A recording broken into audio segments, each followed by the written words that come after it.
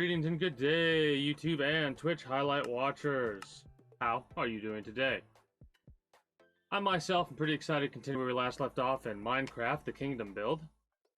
Today is Sunday, so I'll be playing this tomorrow as well. I figured today would be just like a nice little catch-up day because I've done a little bit off-stream in this. I expanded the farm a bit, and I do intend to expand it a little bit farther because, like I said, the castle is going to actually go above the warehouse down here because I want to have a tunnel that links from here into the castle cellar area. That's going to end up down here. The castle is going to be big. But I am going to push this back quite a bit. Not this exactly, but probably this, because I want to expand this pumpkin watermelon farm. I have some things to go over. Like I said, I've expanded the farm by quite a significant amount, as you can see. I've started to breed the animals a bit more. Not the sheep. The sheep have been just staying there. The cows, as you can see from the lag. The sheep. The chickens, I don't know why. And the rabbits. You gotta love it. I have so many animals here, the game starts to noticeably reduce in frame rate. You might also notice that I don't just have 6 sheep. I've started to expand. For some reason, some of these pieces of fence are going missing. I don't know why. But I have to check it every once in a while, and it always worries me now that I go AFK when I do like the fish. As you can see, I have 52 levels, right? But I AFK fish farm, and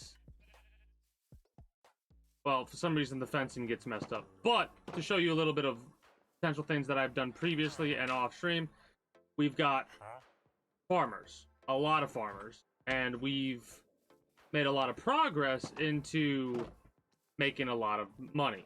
Mind you, I have spent quite a bit of gems on books, enchanted books for mending, so I could get, like, mending across the board on all my stuff. Fun fact, did you know sharpness goes up to level 5, and you can put sweeping edge on this as well? I didn't, but I learned that when I looked it up. Efficiency can go up to 5. Impaling I can put on my trident, and there's a couple of other things I need to do, but I'm not really worried about that.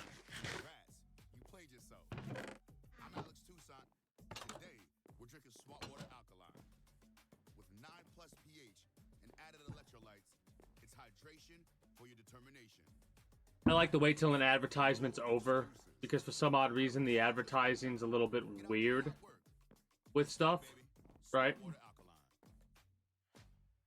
So like some of these advertisements will probably get DMCA'd for some odd weird reason. I don't know how, I don't know why. It's like something that boggles my mind. If I'm not talking, it'll just get muted.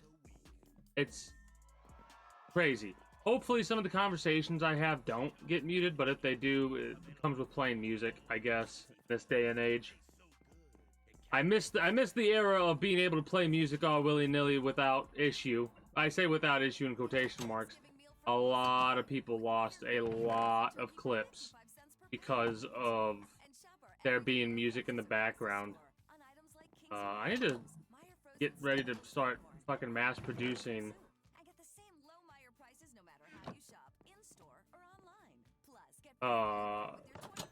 whatever those are called, anvils. I almost wish anvils didn't have a durability.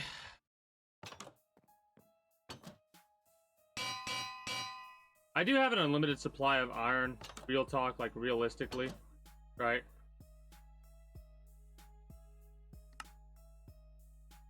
But it's one of those supplies of iron that I'm not 100% worried about. Also, I love how these anvils look different than you would think they would look compared to an iron block.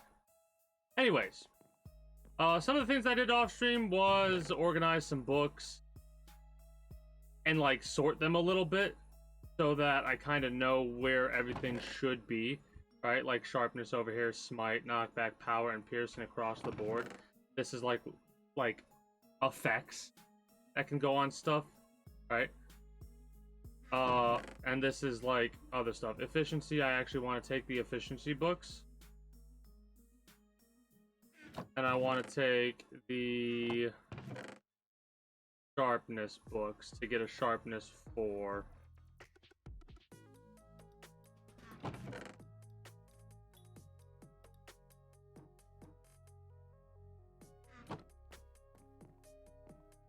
So,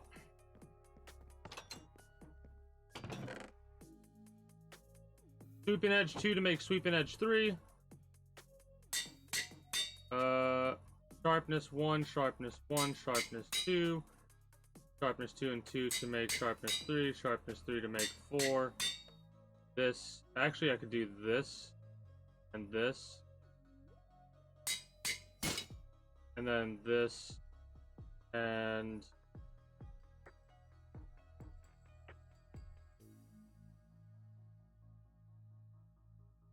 where the hell did my book go? Oh.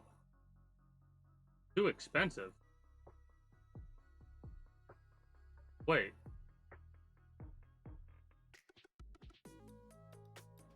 Wait.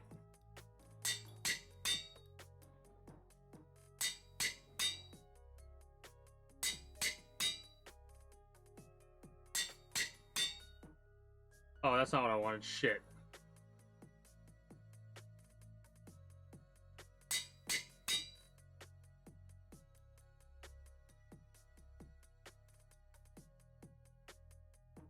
What the hell does too expensive mean?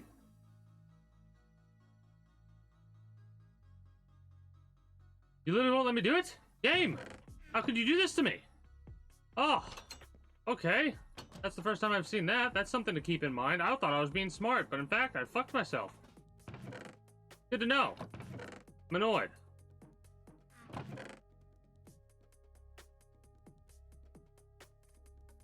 Like, really annoyed. Also, efficiency can go up to 5, but... oh.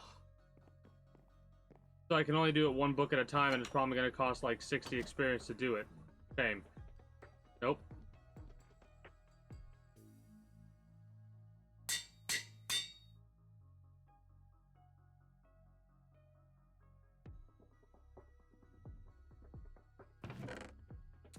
Since these are all books that I'm working on and putting over here.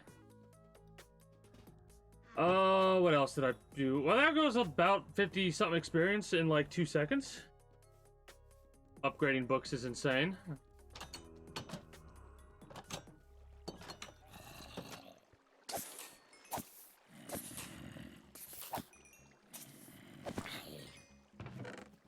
It is amazing how quickly you can just start gathering supplies from this stuff with one night of AFK fishing.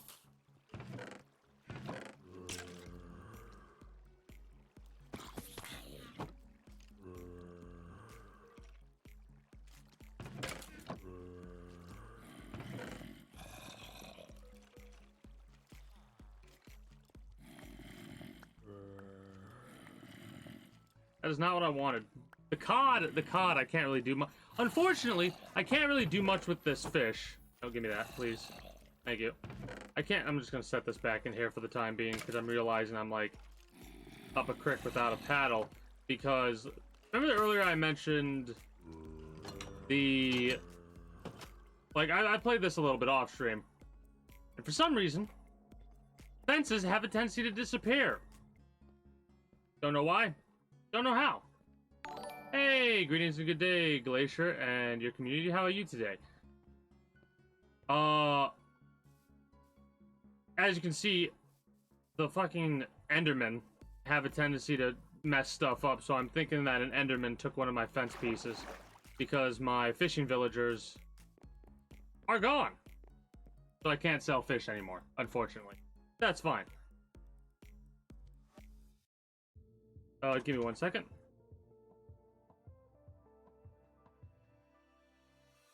Did I spell that right? I did. Phoenix Point. Oh, the Mega Mod Into the Void. Of course, of course, of course. Yeah, I've watched you play a little bit of Phoenix Point. That game actually seems very interesting. That's definitely a game that's entered my list of games to look out for in the future. Where the heck did this even come from? That's one of the things that I always had about the Enderman. When they pick up a block from somewhere, and they put it somewhere else, like right there. There used to not be a block of wood, not wood, dirt up there, but now there is. Damn Enderman. Terror from the void. Ah. It's all good. I'll probably be playing XCOM 2 again in a couple months from now. Because I'm gonna start, like, I've been getting that itch to play. I've got like all the mods ready to go. I just need to like activate whatever mods I want to activate and then test them, see if they're gonna work well with each other, and then just go from there. So I'm gonna probably start mod testing February of next year. There's that block of dirt. That's where it's from, right there. Damn Enderman.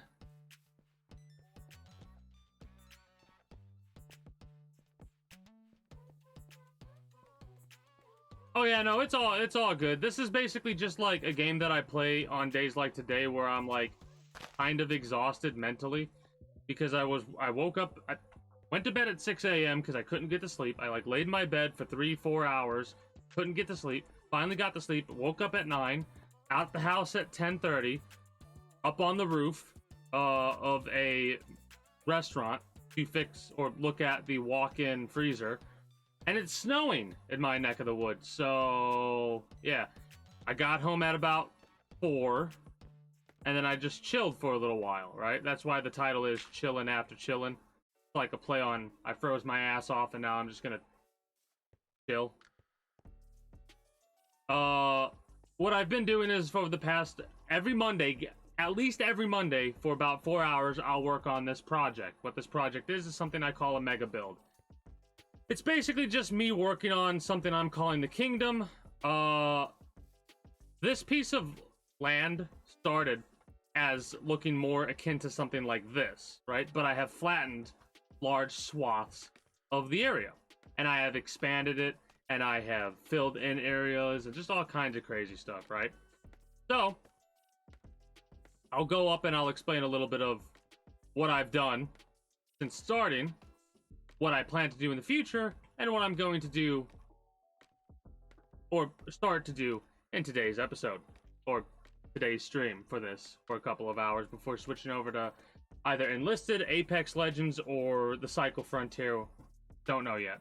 Anyways, so we start off with the first thing that I built, which hilariously enough is actually over there. It's a little like inbuilt thing into the mountain. That was my first home and a little hut that I was using just to store stuff in. I went to the Nether. I got a lot of wood because I actually got into one of the forests and I built a warehouse. That warehouse is where I pretty much have been storing all of my resources very in an organized and neat manner. And from there, I pretty much have expanded. I built this mob spawner, which is 5 layers deep. A mob spawner is set up in such a way to where the mobs will get tricked and fall into a hole that has water pushing them into a hole farther down. Great for resource gathering for mobs if you don't want to go out and hunt them yourself. This was supposed to be an apartment complex, but it's not working how I intend to, so I'm going to build separate housing. That is a library. That farm behind the library goes pretty much from there to there.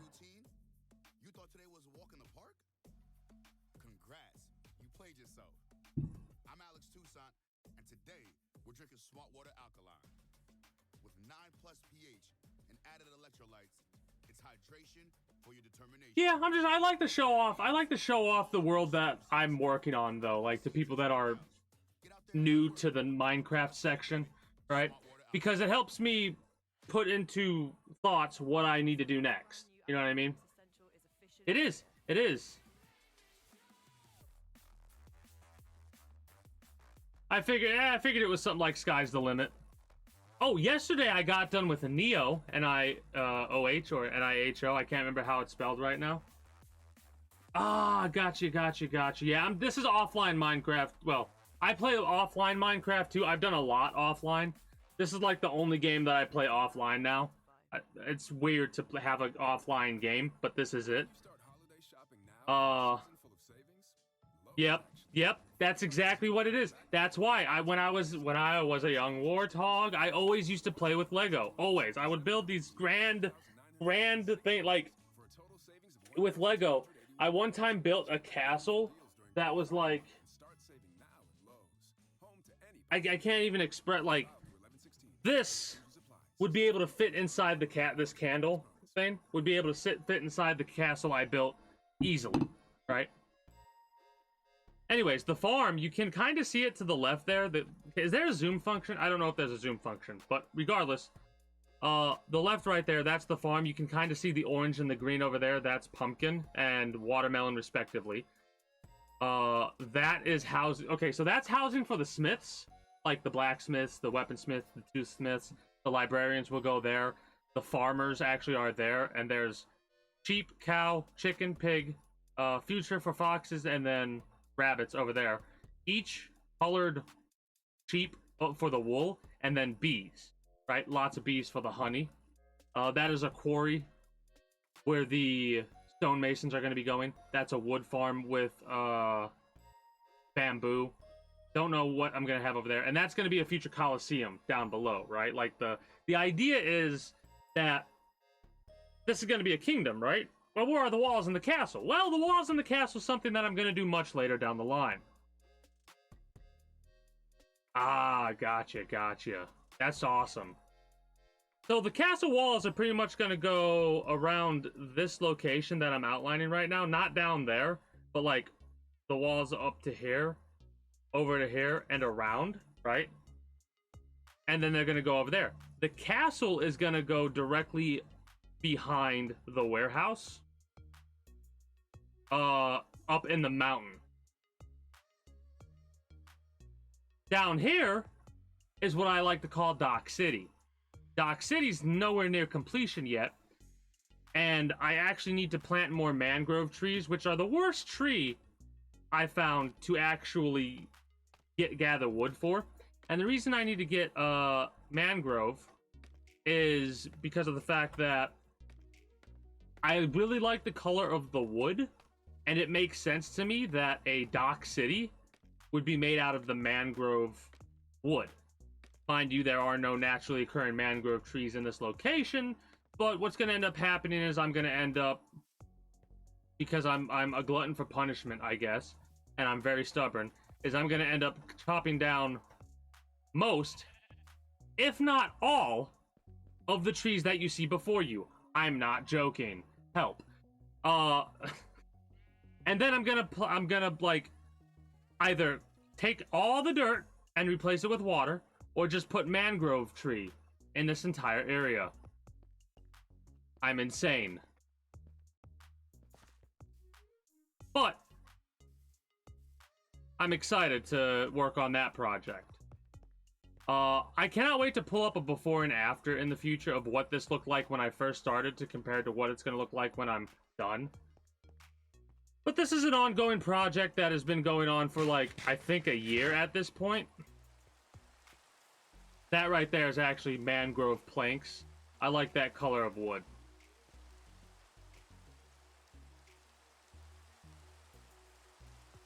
Yeah, I mean, you can always get mods to make it look way better, of course. But the only mods that I have are the minimap mod in the upper left-hand corner, and a fishing mod that allows me to have Neptunium helmet that you can only get by fishing in the location that you could, like, utilize. Like this. I can only get Neptunium chests, which hold Neptunium ingots or gear, right? Also, I like fishing. So, I have a tendency to put fishing mods in my games that I really enjoy that are like this. I need to replace this with mangrove, but I'm going to worry about that in the future. Today, what I plan to do is I plan to work more on the housing aspect of things. And I want to start placing down cauldrons. Like, I want to start doing more villagers. Hold on. I actually need to look up what villagers I have. Like Google the amount of villagers that have jobs. And I need to go down the list of, like, what I need and what I have and what I still need to work on. Alright, so give me a few moments. You're going to look at a pause screen. I apologize for that, but...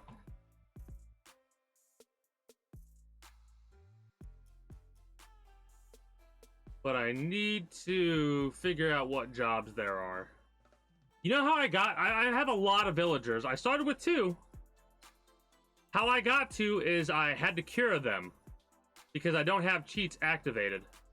And no, this is not hardcore mode. You're insane. I want to have fun playing this game, not stress out. Hey, greetings and good day, Logical Beast. How are you today? Yeah, that was... Yes, it is. Let me click on that. See what we got.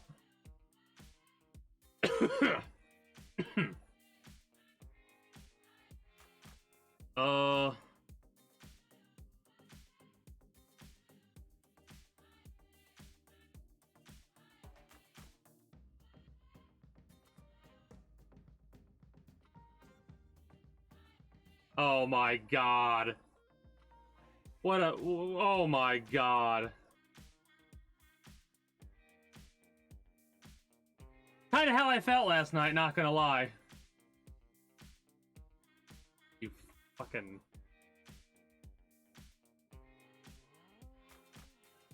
I'm looking at that, I'm like... I immediately, like, saw the thing in the background, and I was like, oh. You know, I should play... What is the name of that game I got for free from the fucking Amazon Prime? It's the Shadows of... It's not the new one, but the one with the Nemesis system and the orcs. The Lord of the Rings game. Can't think of the name. I got the first one for free from Amazon Prime. I got a couple of games for free from Amazon Prime.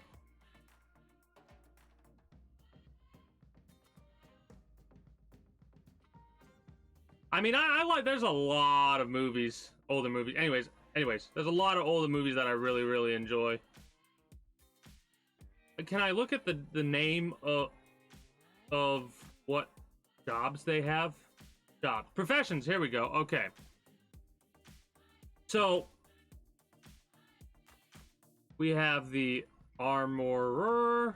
We have the butcher. Don't have a butcher yet. Cartographer, don't have one of those, and I'm probably never going to need one, but I am going to have cartographers. Clerics, we need a lot of those. Farmers, got a lot of those. Fishermen, lost 3 of those. I have no idea what, but I need more. Fletchers, don't have any of those. Librarian, leatherworkers. Still don't know where I'm putting leather workers yet. Librarian. Need a couple more of those. Stonemasons. Don't have any of those. Know exactly where I'm putting them.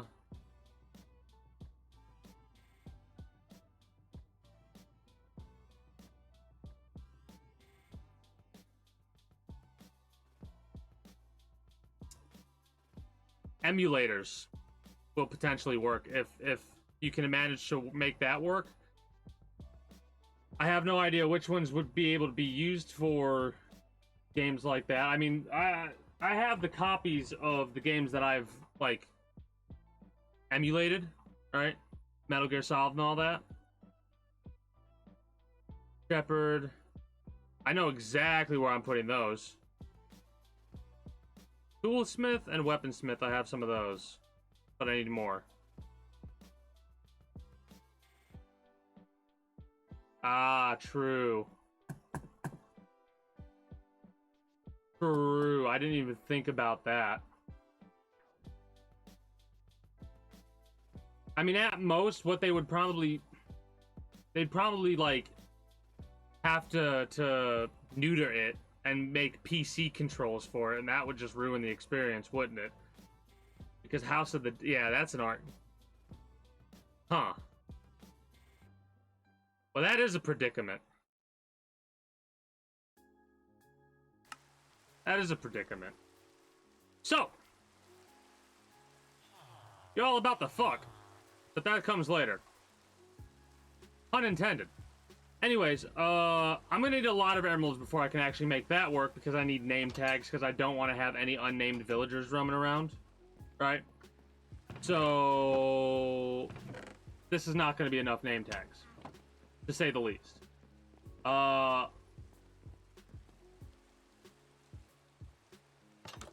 And I can purchase name tags, but it's a wee bit expensive. Is it how much? This is, I don't like how expensive. Yeah, 20 emeralds for a name tag. Are you fucking insane?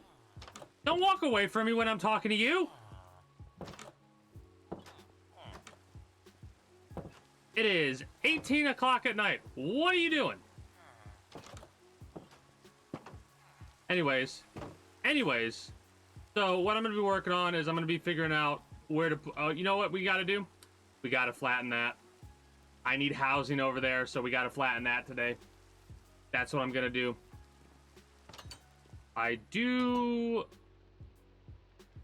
Oh man. What sucks is most of the like upgrade, like I didn't know this, but now that I do know it, I want to scream mentally and externally because I'm actually missing out on a little bit of efficiency. I didn't know efficiency went up to 5. And I don't have enough experience. But I do know clerics. What the hell do clerics need?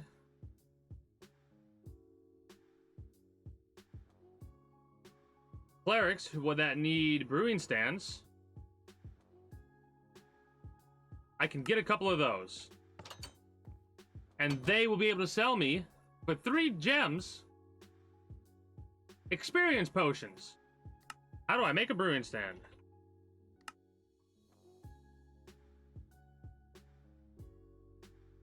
I should have a lot of those. I should have a lot of those. Question. Where should the clerics go? I think the clerics should go in the basement of the library. Personally. But I want to make it look like I don't want the... Like this I'm okay with. But I don't know if I want to make this like just exposed gas. Like I might want to make like a fireplace looking thing. Oh no, I don't because I'm an idiot and I turned them all into blaze powder.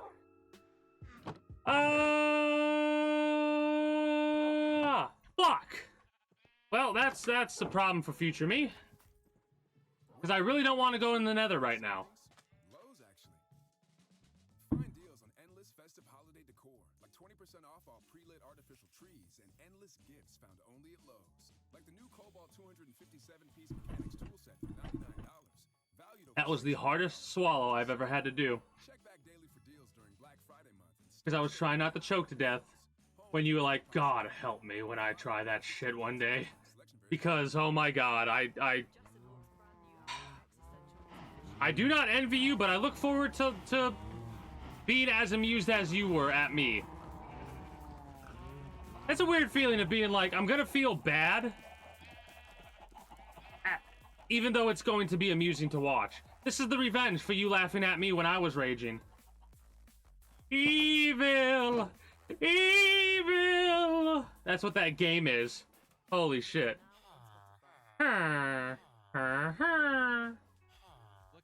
I've been slightly demotivated after realizing that I need to get blaze rods. I mean, I'm confident in my capabilities, but I fucking hate the nether. They did a really good job. They did a really good job of making the nether actually feel like hell in this game. Like, truly. That place fucking sucks. Well, let's get on to Project 27. I don't know what project number it actually is. Yeah.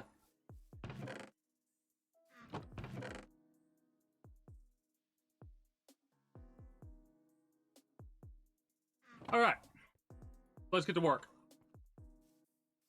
What really sucks is when this shovel starts to lose durability, that's going to be it for our little flattening. I think we'll be able to flatten this section. Not sure about this section. But let's get to work on doing something that I've been putting off for a long time because of how long I knew it would take me. How much sand do I have?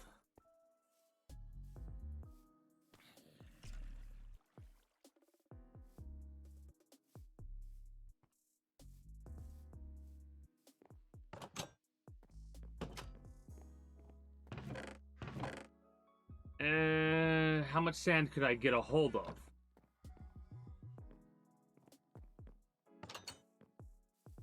I could probably get a hold of a lot. Well, I do, well, I'm just gonna be chilling for a while. But yeah, I do thank you for stopping by, and I did hope you enjoyed, even though this day was short, which is fine. Until next time, take care, and have yourself a good one. I'm literally gonna be under the water, under the sea, digging sand. Don't mind me.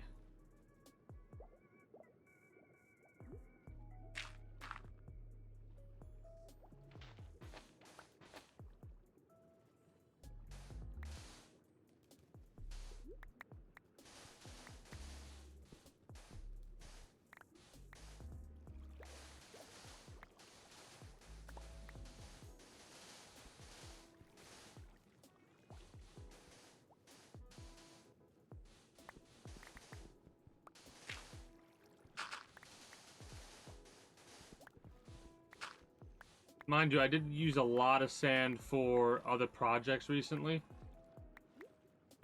I'm having a mental debate right now if this is actually gonna be worth it in the long run with the sand, because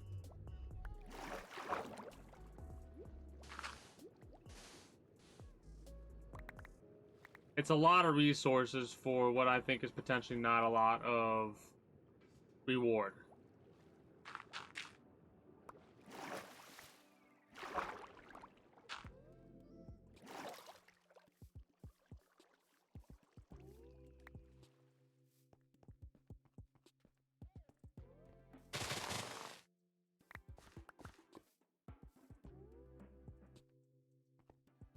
And what I mean by effort is like a lot of digging up the sand, and I could use the sand for a lot of other projects that I have in mind for the future.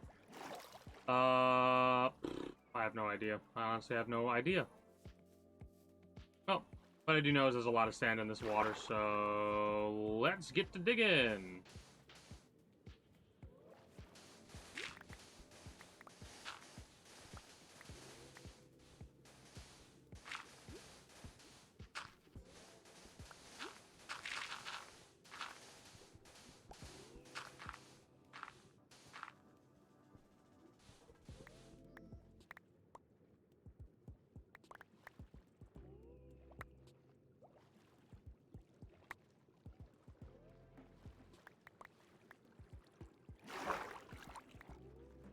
That, and if like, it should be fine. Maybe. Possibly. Potentially. We're gonna find out in a second here, if it's gonna be worthwhile to do it or not. I.e., I'm gonna pull the trigger before my brain can second guess myself too much. And I'm gonna fucking blow it all up. They blew it up! Damn them! Damn them all to hell!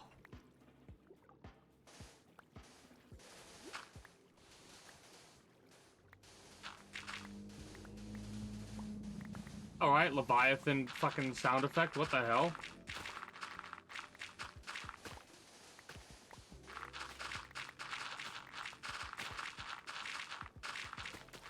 I do need to make a beachfront. I need to make a beachfront because I want to have a sea turtle farm in this area. Well, less farm, more... sea turtle farm will work.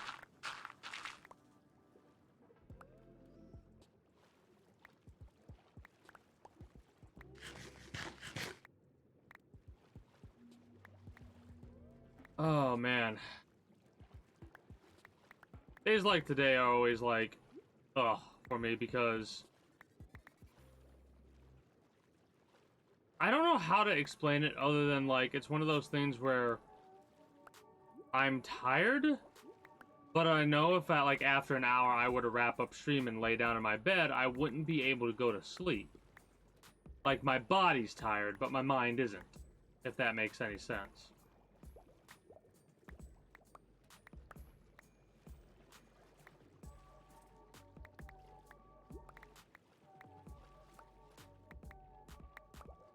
So I'm getting more and more hyped the more and more I hear about and look up and think about the DMZ game that's coming out in a couple of days from now. Like, when I first heard and thought about the Call of Duty looter shooter, I was like not looking forward to it because of my experiences with Warzone. But then I started watching some people play greetings and good day, Numoke. How are you today? Then I started watching some people play the new Modern Warfare multiplayer. And like, I'm trying to implement some of the things that I heard about and I've been watching about lately to DMZ. I'm getting a little excited for it. Obviously, I'm keeping my expectations at not low, but at a bare minimal, because I don't want to hype myself up and be disappointed right off the rip for expectations that I put that are unrealistic or don't make sense.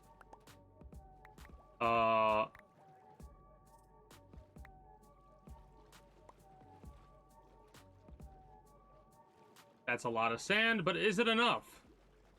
I don't think so. In all honesty, I do not think so.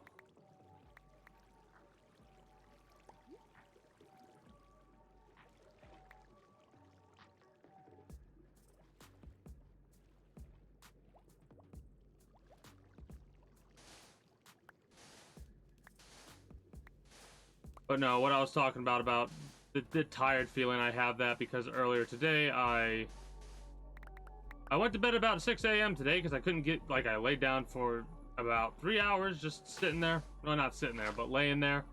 Not being able to get a lick of sleep. Finally went to sleep, woke up at 9, was out the door at like 10:30. Went to a restaurant to go look at the walk-in freezer with my old man. And was basically out on the roof because the compressor for said unit is on the roof in the snow and cold, and it sucked. I got home at 4, so like mentally I'm here, physically I'm tired as fuck. So this is a little bit of an unintended thing that I'm doing right now, but I'm probably going to end up just leaving this like this. Like, I'm not going to go much... I love how I said that, and then I looked and I saw how much sand was here, and my brain was immediately like, I want to collect all of that sand. No, brain. No. You need to stand down, brain. Please. I cannot handle any more massive deconstruction projects at the moment. Please.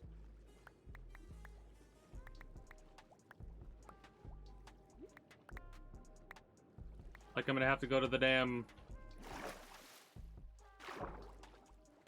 warehouse and store all this crap. Anyways, outside of that, not much else comes to mind.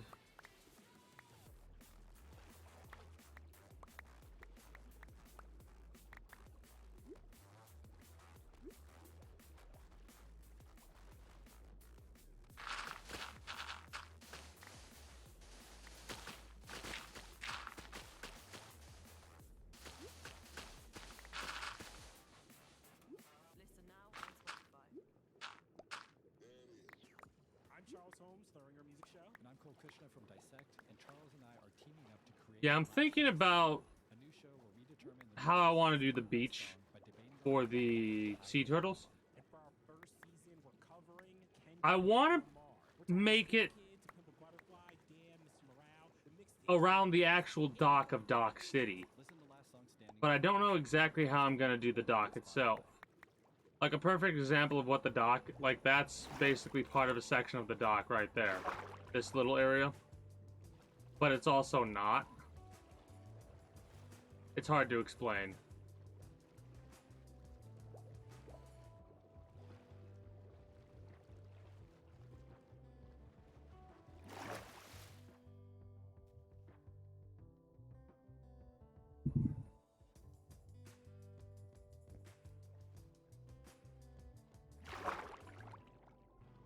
Keeping an eye on my inventory to make sure I don't get too full too fast. I think I need to flatten it down one more time, like one more layer, at least.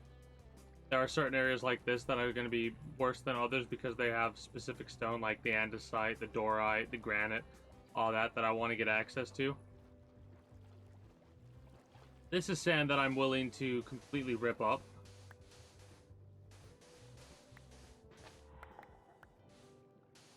The sound effects in the water aren't that bad when you know there aren't any, like, hostile water-faring mobs. Like, there aren't sharks, alligators, crocodiles, nothing like that. Yet. There's mods that add that stuff. But, no, not right. Oh, hello, Mr. Drowned.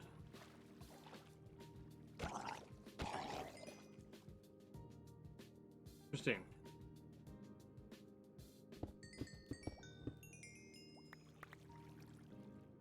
Wow, that was almost a full stack of lapis lazuli right there. Yeah, I don't need to worry about that stuff. A part of me was, like, worried about off-stream, doing some of the things that I have been doing, which have been, like, enchanting and stuff off-stream a little bit. Because I gather so much experience when I'm AFK fishing that I use that experience to either enchant books to get whatever enchantments I can get, or to upgrade pieces of equipment that I have, or what have you, right? But, like, I don't think I have to worry at all with getting, like, a stack of lapis lazuli in 4 blocks. That's... yeah, I'm good. I also got a case of the yawns. Always hate having a case of the yawns.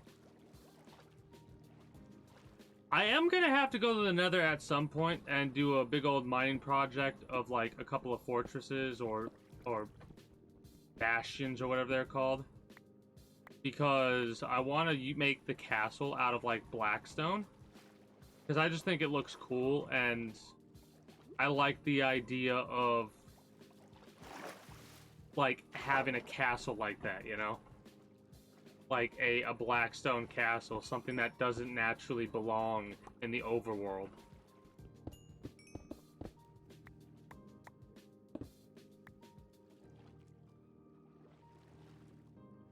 Alright, let's sort all this crap, deal with the dirt and all that, put that in the place where it can go. And then I'm going to work on flattening that. Now, mind you, I took a hiatus to make TNT because I have so much gunpowder that, well, it's fine. I'm trying to think in my head what a good separation point would be. Do you think 3 places for TNT would be good? Like, place a piece of TNT, like, here, and then do a 3 gap, like so. You think that's perfect?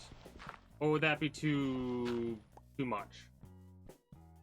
We're gonna find out!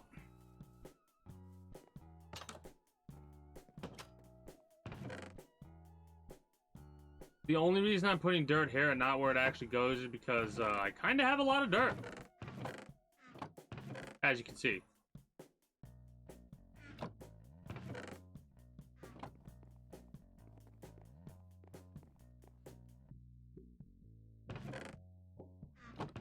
I just gathered up all that gunpowder too. So sad. So sad. Where the hell is the coal? Coal's all the way down here. Yeah, that's right. I don't know why I have it all the way down here. Leather and hide, don't need that there. The granite goes on the other end. This is the warehouse. I haven't labeled it all, and I need to, like, reorganize some of the labeling for various reasons, but that will come later.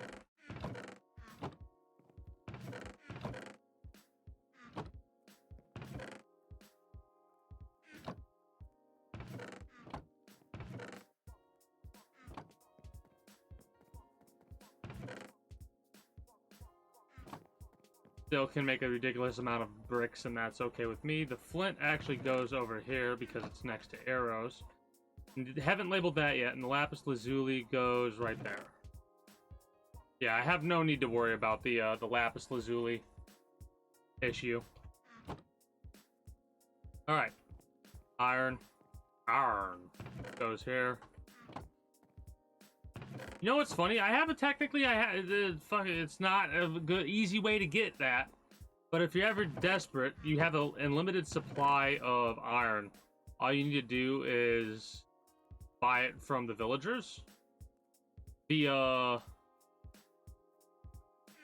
swords and stuff like that. Unless there's a villager that sells you actual, like, things of iron brew. I don't know.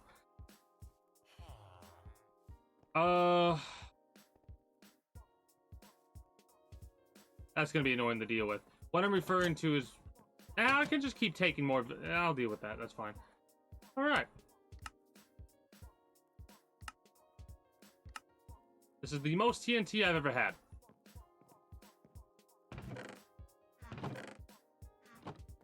That is the most TNT I've had at one time. I'm worried I'm gonna blow myself up.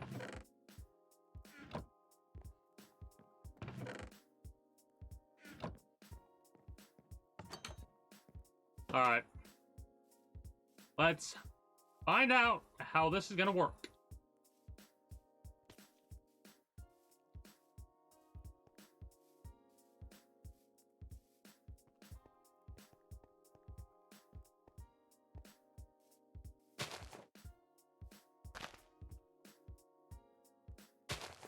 I think that might be too close, man.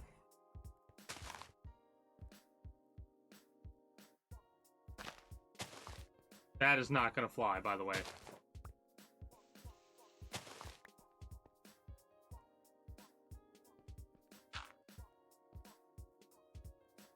I don't have enough.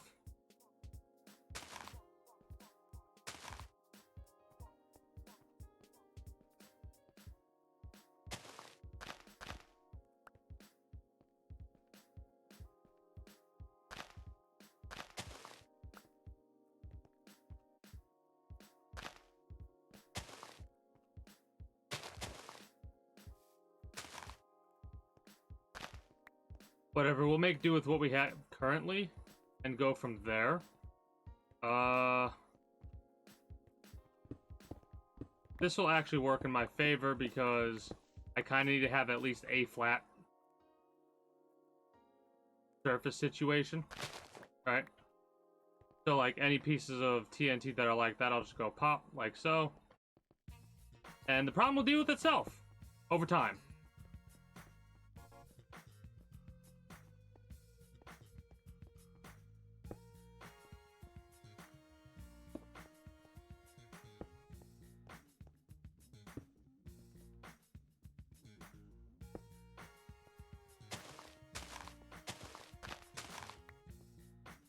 Maybe I do have a little bit more than I'm giving credit.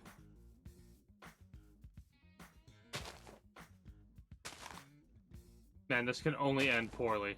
I just know it. TNT's gonna...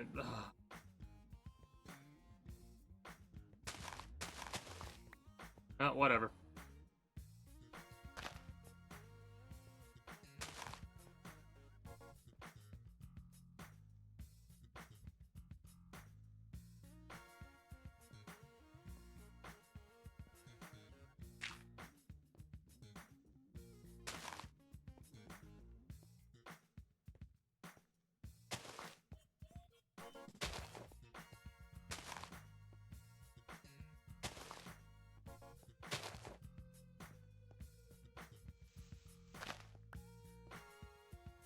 We could do an initial test with this and just see what happens.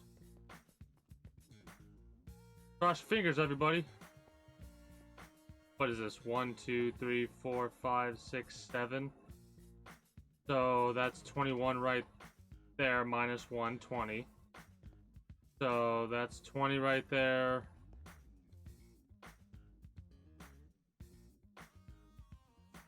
$32 pieces of TNT set in a 3 separate square. Oh god.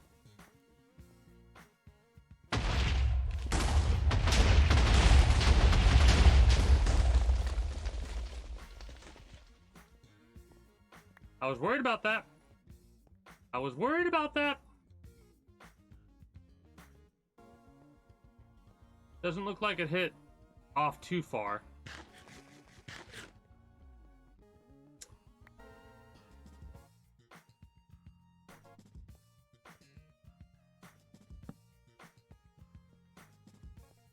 I mean, it's not, it's just a little bit of a chunk over here that's missing. It's fine. It's fine. It's fine. It doesn't bother me. It bothers me. It bothers me a lot.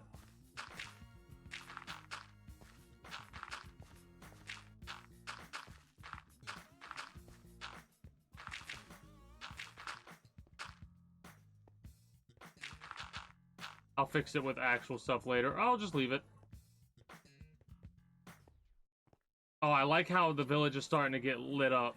Love every hair raising. Yeah, I'm really liking how, like, mind you, this is just like a temporary thing with these torches, because I want candles and lamps, lanterns, not lamps, lanterns, to act as the lighting for the entirety of this place. Mind you, it's a very significant amount of lighting that I'm gonna have to go through, but it's fine. I smell a witch.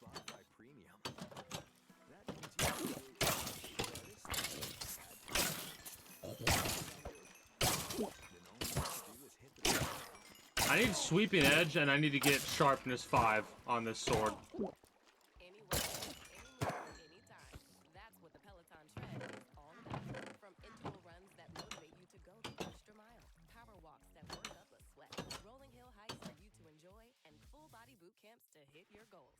Plus thousands of workouts that go beyond the tread. Strength programs, core classes, yoga, Pilates, and even boxing. Everything you need on and off the Peloton tread. Experience it all for yourself with a 30-day home trial. Learn more at onepeloton.com. Sip vitamin water zero triple X. So, Nourish every freaky you. Was that a flirt you? Too bloated you. Thirsty you. Wait, am I nervous you? Vitamin water. Nourish every you. Vitamin water is a registered trademark of Glasso. it doesn't feel like it did that much. There's big chunks like that, but they don't even feel like that big of chunks. It feels like it just shipped a layer. Oh man, I'm gonna have to do it manually. You know what it might be? It might be that it was too separated. It also looks like some chunks of the layer got missed completely. Yeah, some chunks got missed completely the way that it blew up. Alright. This is actually good for future experimentation. Because, like, if I want to do another project like that, I now kind of know what I need to do beforehand. But yeah, I have to do all this manually. Oh! That's neat. I now have a TNT that I'm not really going to use right now. Cool.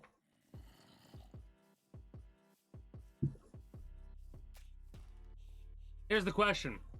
Do I remember that I have this TNT when I need to use it?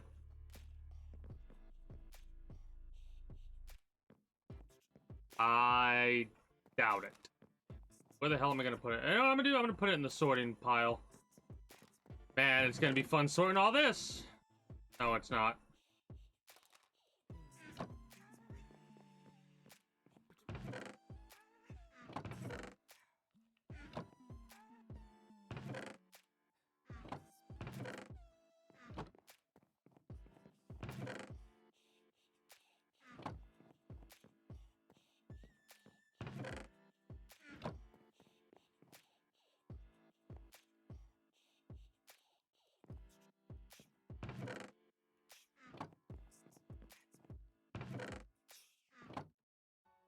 I love when my organizational stuff gets to the point where I like know where everything is almost by heart. Mind you, there's a couple things that I'm still having a little bit of trouble with.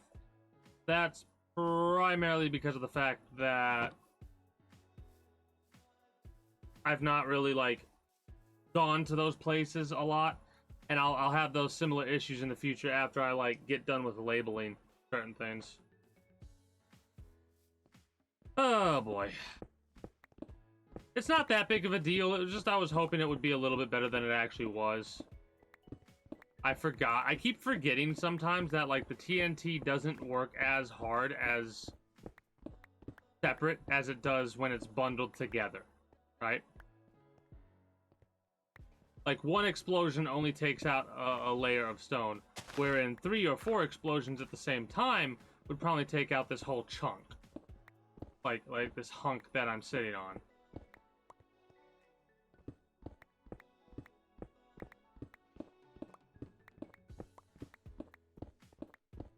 So this is probably what I'm going to be doing for the next little while. I'm probably going to also do this type of stuff off stream as well.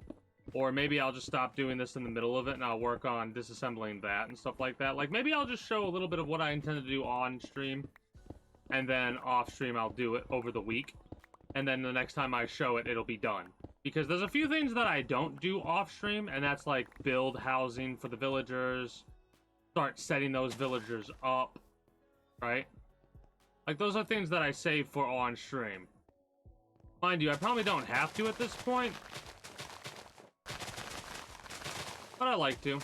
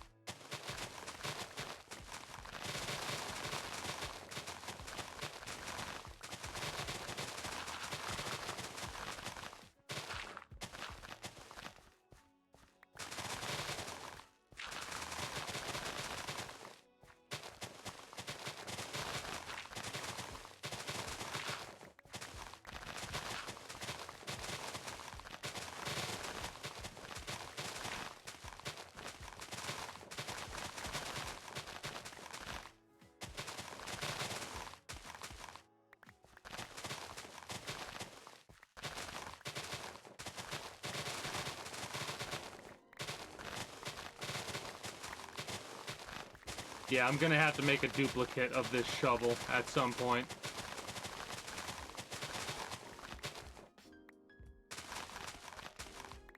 Because I've not done a lot. I mean, mind you, no, that's a lie. I have done a lot. If I was using another piece of tool that wasn't enchanted, this would take a lot longer than it actually did just now. Right? That took like a matter of moments. Where at any other situation, it would take a matter of hours. Right? Because of that efficiency. If I had efficiency 5, it'd probably be even faster. But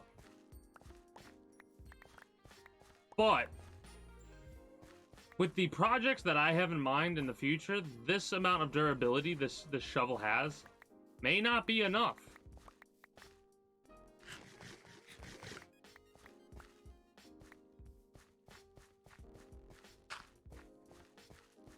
Like, as you can see, I want to flatten, like, up to this point right here, right?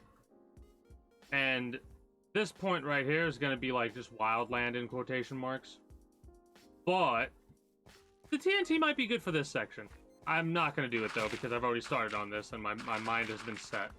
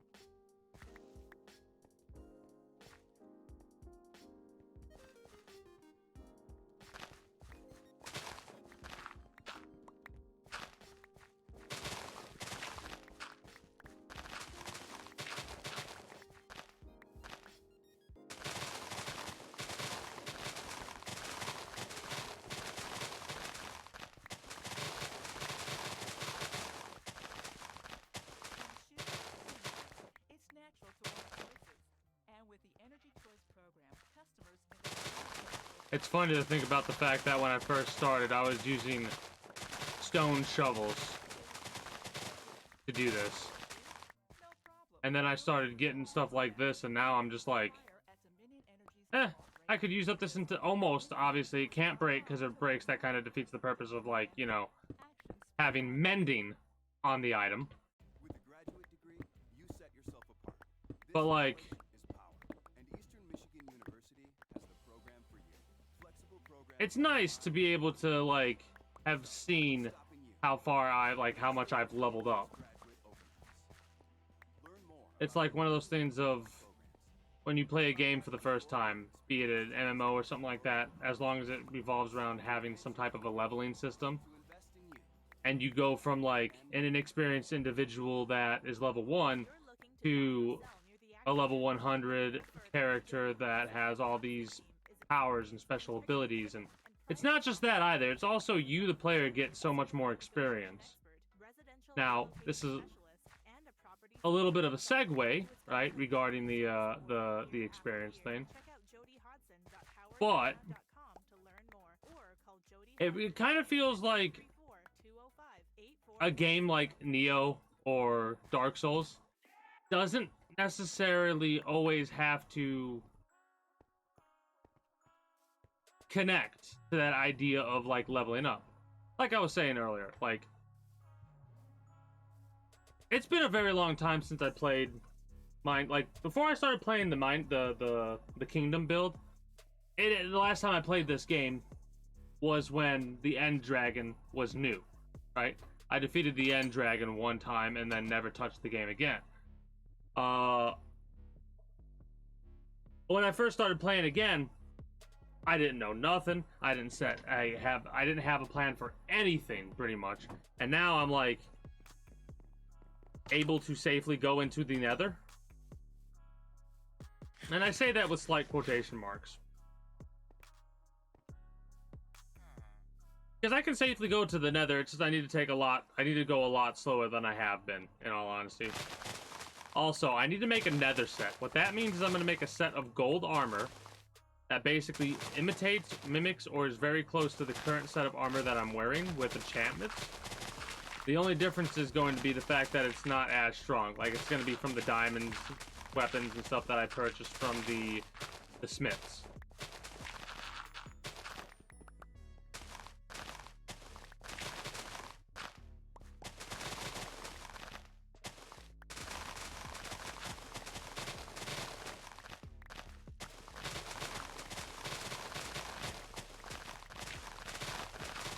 I'm kind of using the shovel the most right now.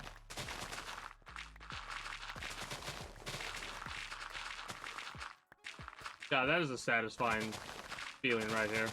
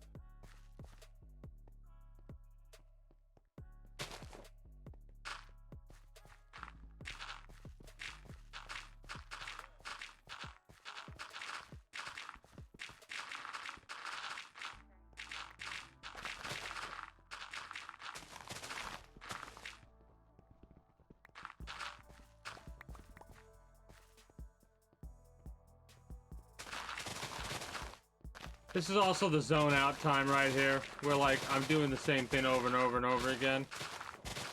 And it just kind of like, I just kind of zone out and I like, might not have a lot of subject to talk about in the moment. Some will come to me eventually and I'll just start talking about whatever randomly.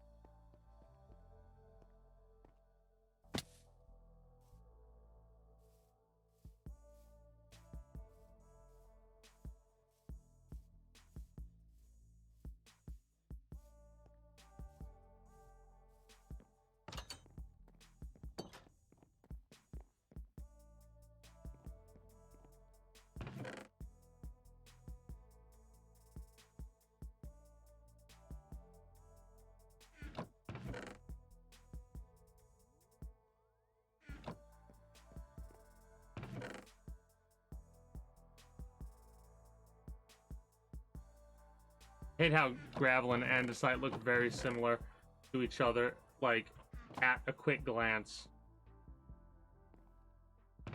Utility blocks. That's gonna get changed to something else in the future for sure.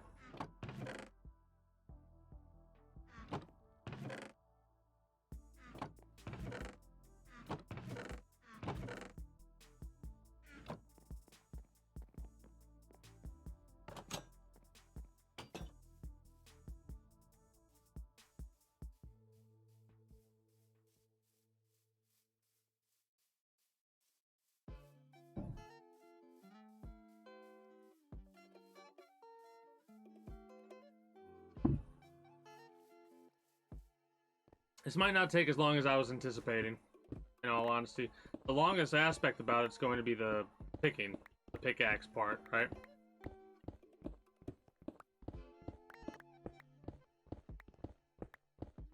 Some of the things that I've done off stream have basically just been resource gathering type things. So, like, I'll be fishing down at Dock City, and after it grows, I'll harvest a thing of the sugarcane down there, right? Or I'll be up here cutting down wood, working on the farm, right?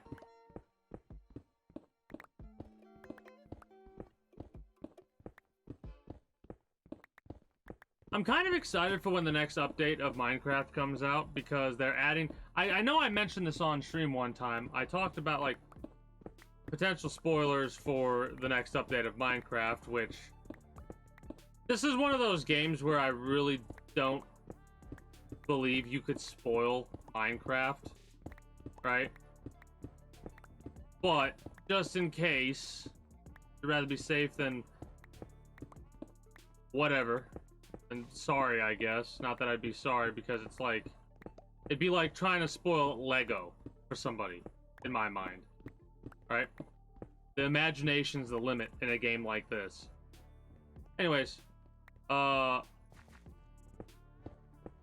update's gonna come with camels and other wildlife. I think some other stuff as well. One of the big things is that, like, it's gonna come with a bag that you can put stuff inside.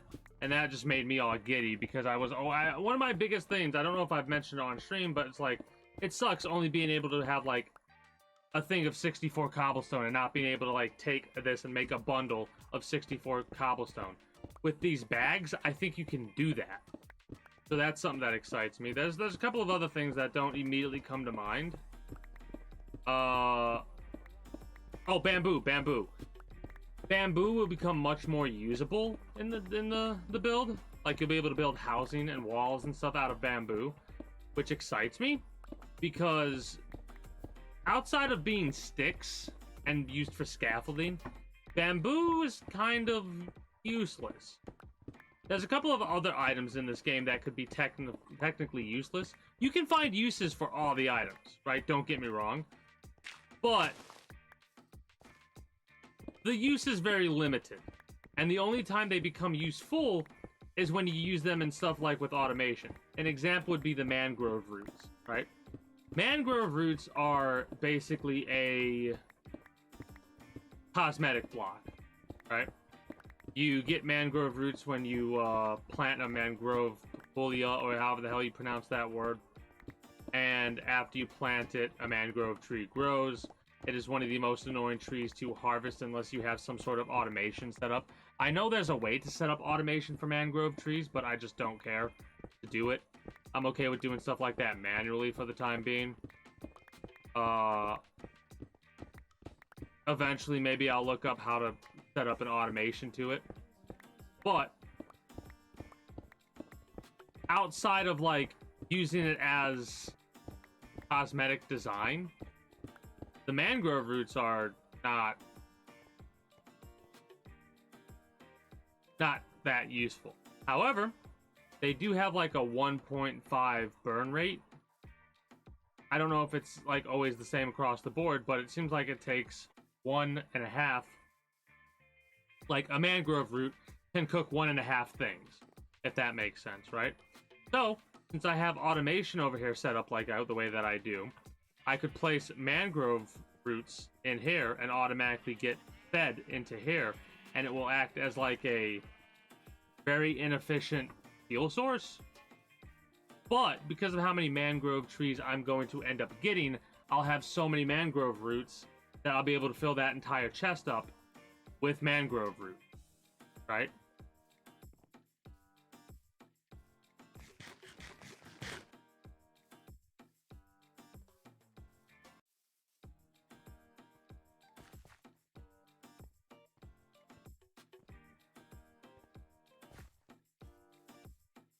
I'll fill in, I'm gonna make this like a tunnel system later. You'll love Well, I'm excited because we're getting closer and closer to actually leveling this completely out, and this has been something that I've been putting off for a very long time, right? Like, since I first started this build, I've been putting this off, basically. These moments, let's savor them. The smell of your grandma's cooking. But I'm realizing that I need a lot more housing, and I need more housing to do, like, I don't want to shove every type of villager into one enclosure type thing, right? The way that I have this set up in my mind, it's actually starting to work more how I wanted it to than previously because of the multiple housing things that I'm setting up, right? And the fencing's more for game mechanics than anything else. In all reality, the fencing you see, well, hold on, like the fencing out here has no purpose other than keeping the villagers cordoned off, so they're not going to become issue for me later, you know? Or like just suddenly disappear on me. Want to be more active this winter? Sierra helps you stay active. Ease the snow, legs the scars. And if you still don't want to go outside, you can always move somewhere warmer. Swallowed a little hard. Let's get I hate when that happens. store, like now. Go. Anyways. But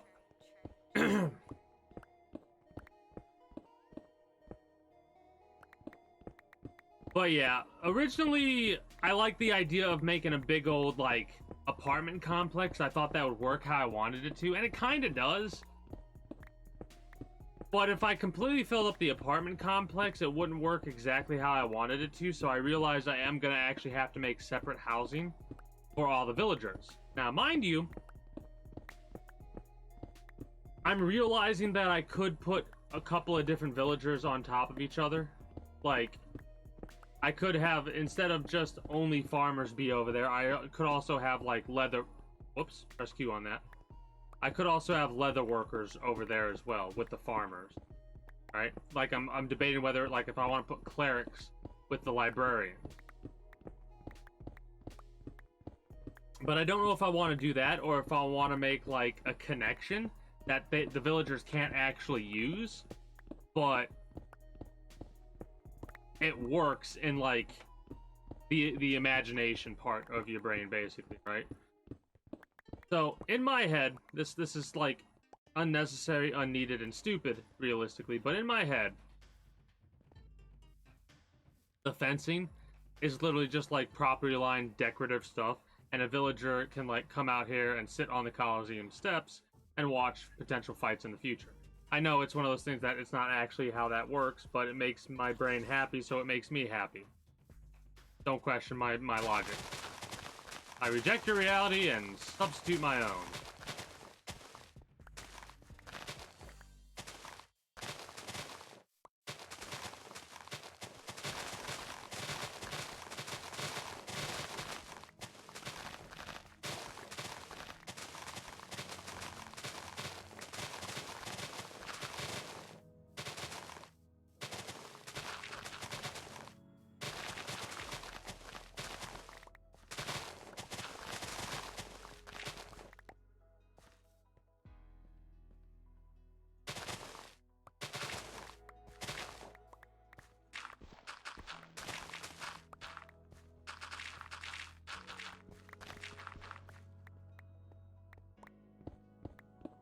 I'm gonna flatten this area and then we put the scaffolding down. So this isn't something that I forget about in the future. Mind you, I don't know how one would forget about this, but just in case... Shit. I don't have my scaffolding. Oh well, I'll get the scaffolding later, and I will do that after I put all this dirt and stuff in the warehouse.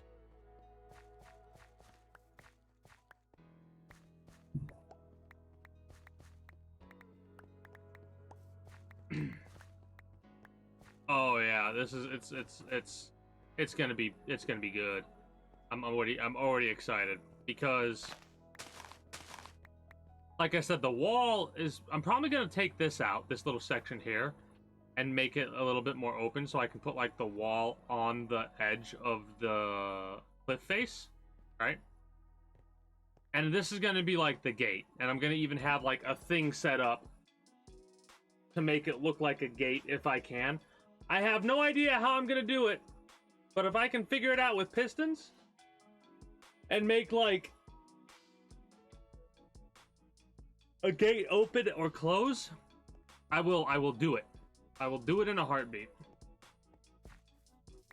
I have no idea how I would be able to, in all honesty. But I'm pretty sure if I could figure out the automation stuff with the furnace by myself without Googling it, I could figure this crap out. Or make something up without Googling anything. I used to be, like, it's kind of funny thinking about it. I used to be decent at redstone stuff, right? Like, I could make a house with, like, automated lighting type stuff. And I say this in quotation marks because lighting was not how it is now, back in the day, when Minecraft was at the stage that I previously had played it up to. And now you could literally set up like light switches and stuff like that. And then not even just that though, you can like set up auto sorters and all kinds of crazy shit. Like I looked up auto sorting after doing the furnaces because I was curious if it could be done. And I was just like, oh wow, that is... It wouldn't work with my warehouse I currently have set up, and I'm too stubborn to completely change the way that I have stuff set up. It would be nice to be able to auto sort, but like, I guess you could say I'm stuck in my ways because I like my method of sorting better. I know where everything is at all times. I kind of know how much I have of a resource because I always have to like look in the chest to place what I'm going to place. And I could tell you that I have like I'm getting close to a stack of pumpkins and a stack of watermelons, and I have a bunch of carrots, potatoes, and beets.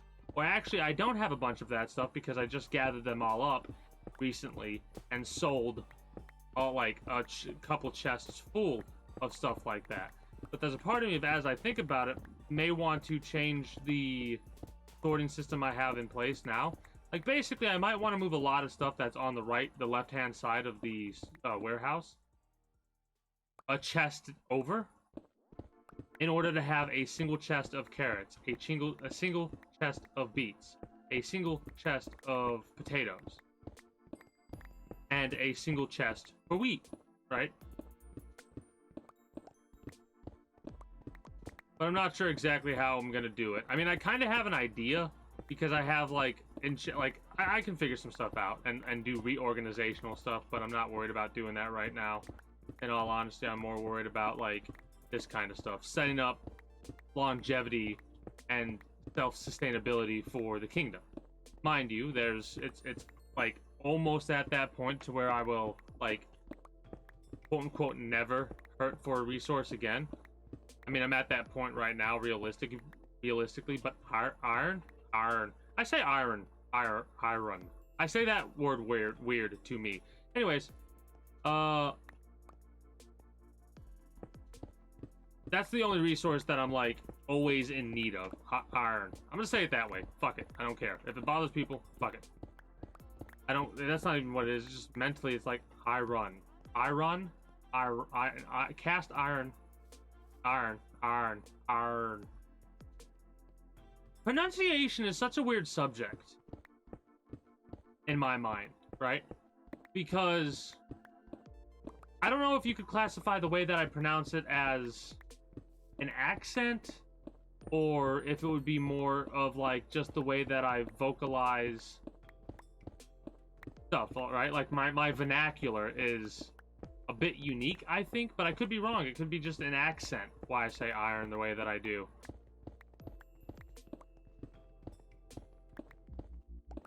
And I say aluminium the way that I do because I like, have always had an issue with the way that it's said, aluminum. I can't, aluminum. I can't even say it the way that I used to say it because of aluminium, right? And I was watching, I don't know if it was a comedy special or a science guy talking, and they were like making fun, it had to be a comedian or something, making fun of the way Americans say aluminium. And I was like, you know what? I'm gonna just say it that way. Fuck it. Because that's the right way, that's like the right pronunciation. In quotation marks.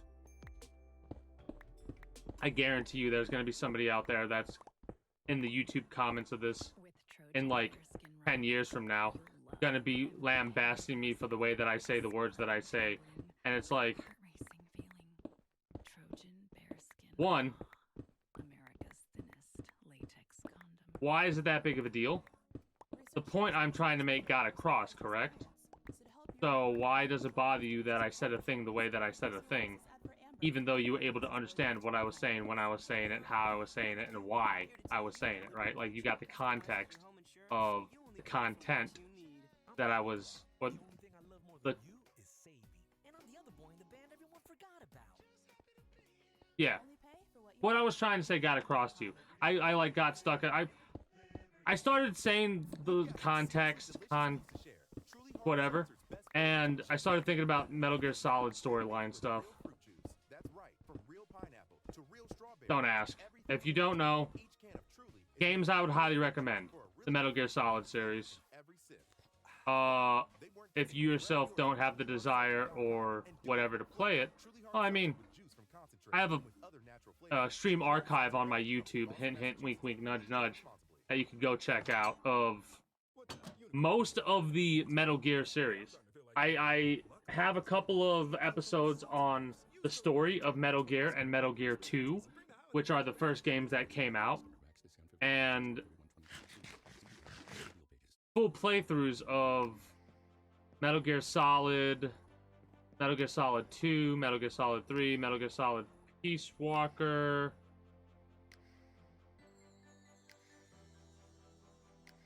for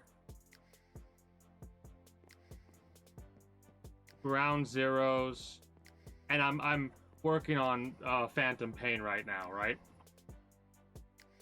Phantom Pain I classify as one of those games that I will continuously like keep going back to, right?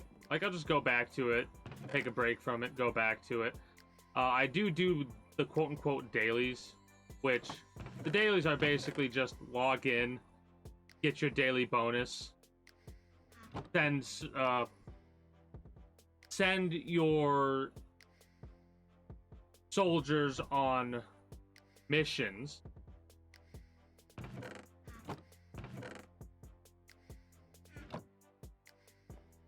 online missions, because that game has an online aspect, and then just like get the rewards and basically keep that cycle going because of a multitude of reasons that I'm not going to get into.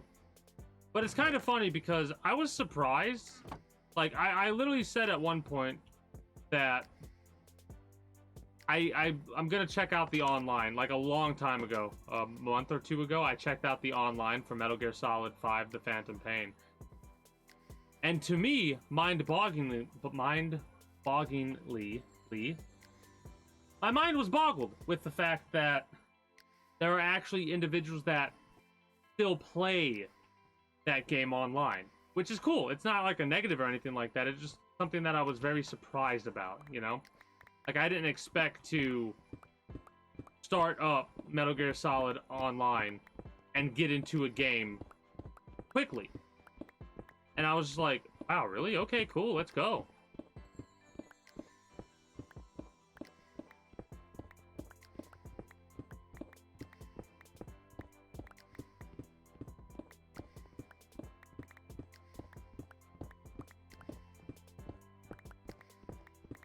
But yeah, so that's a game that I'll probably end up getting into at some point in the future.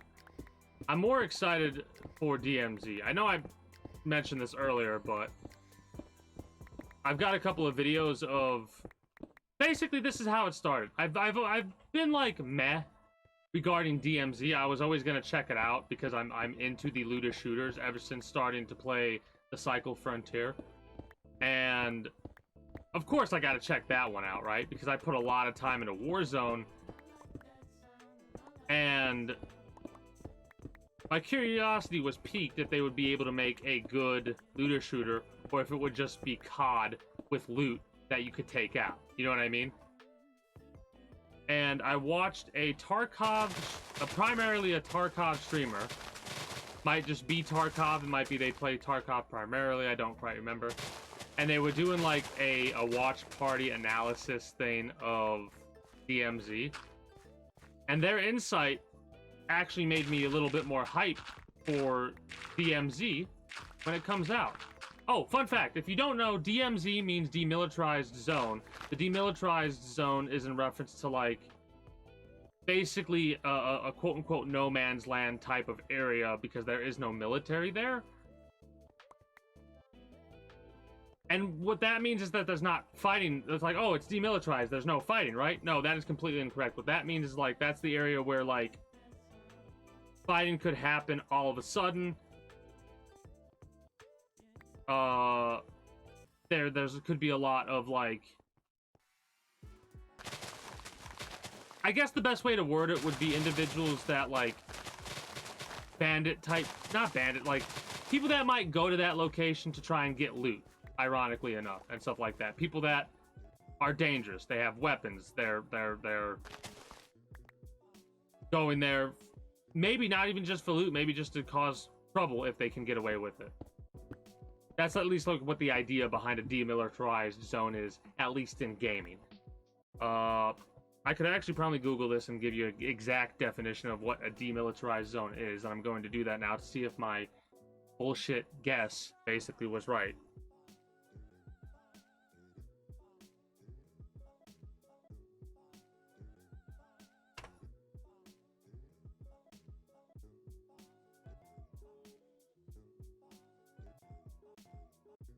Oh yeah, no, it's completely wrong.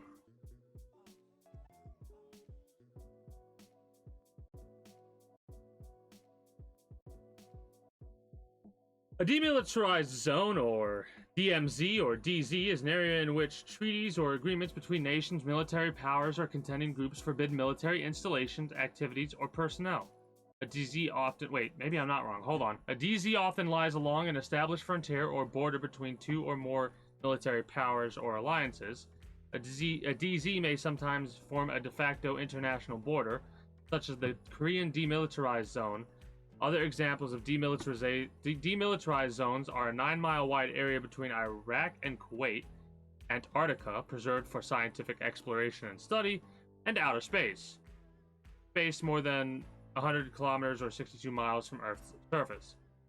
Many demilitarized zones are considered neutral territory because neither side is allowed to control it, even for non-combat administration.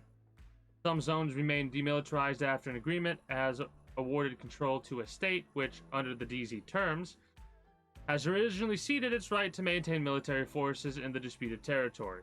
It is also possible for powers to agree on the demilitarization of a zone without formally setting their respective territorial claims, enabling the dispute to be resolved by peaceful means such as diplomatic dialogue or an international court. Okay. So completely fucking incorrect what DMZ meant. Media, movies, video games, and the like have absolutely fucked that up for me. What that meant. Which is not uncommon. Because they'll use terminology like that in an incorrect way to tell the story that they're telling.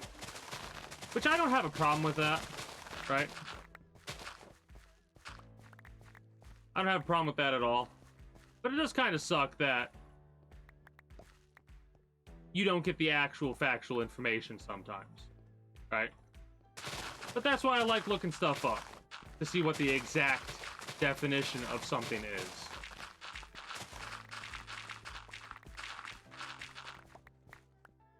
I like doing research on subjects, right?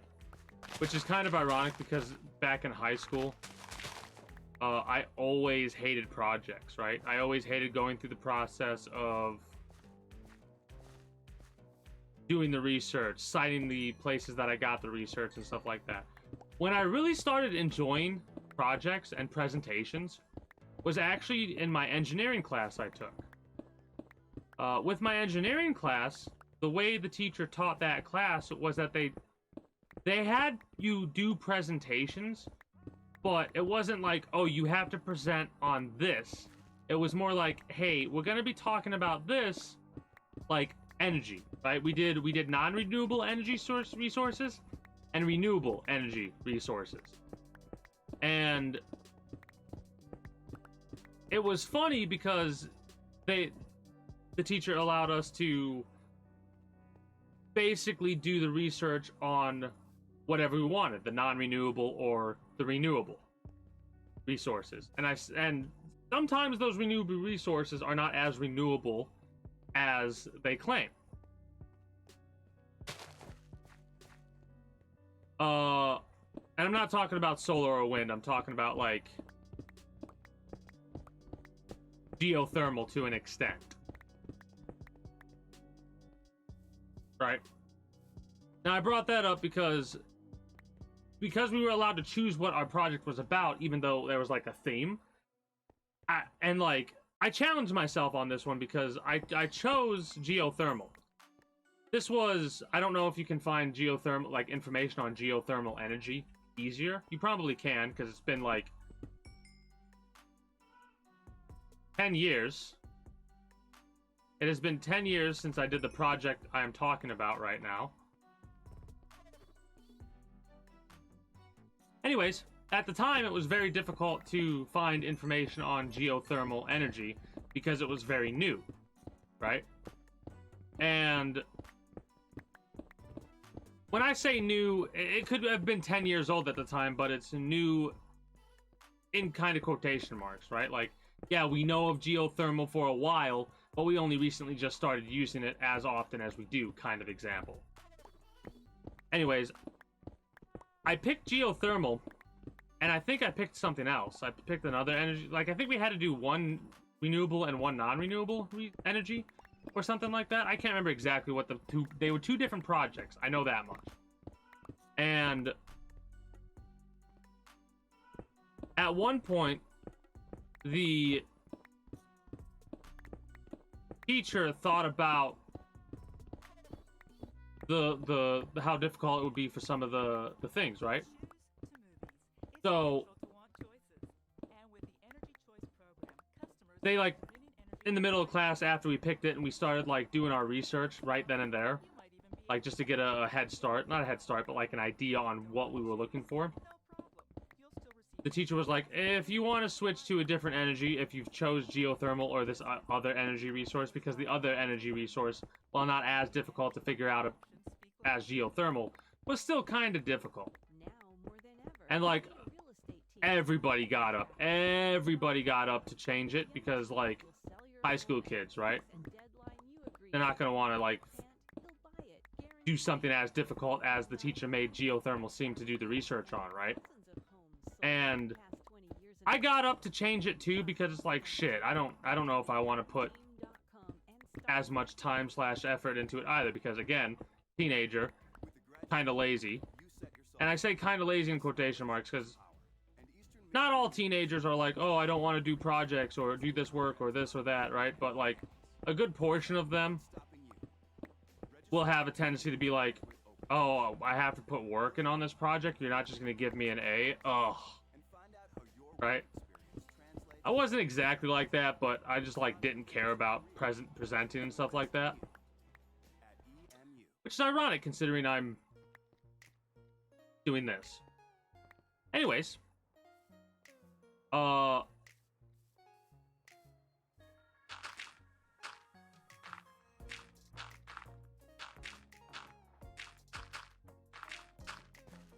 And as I was like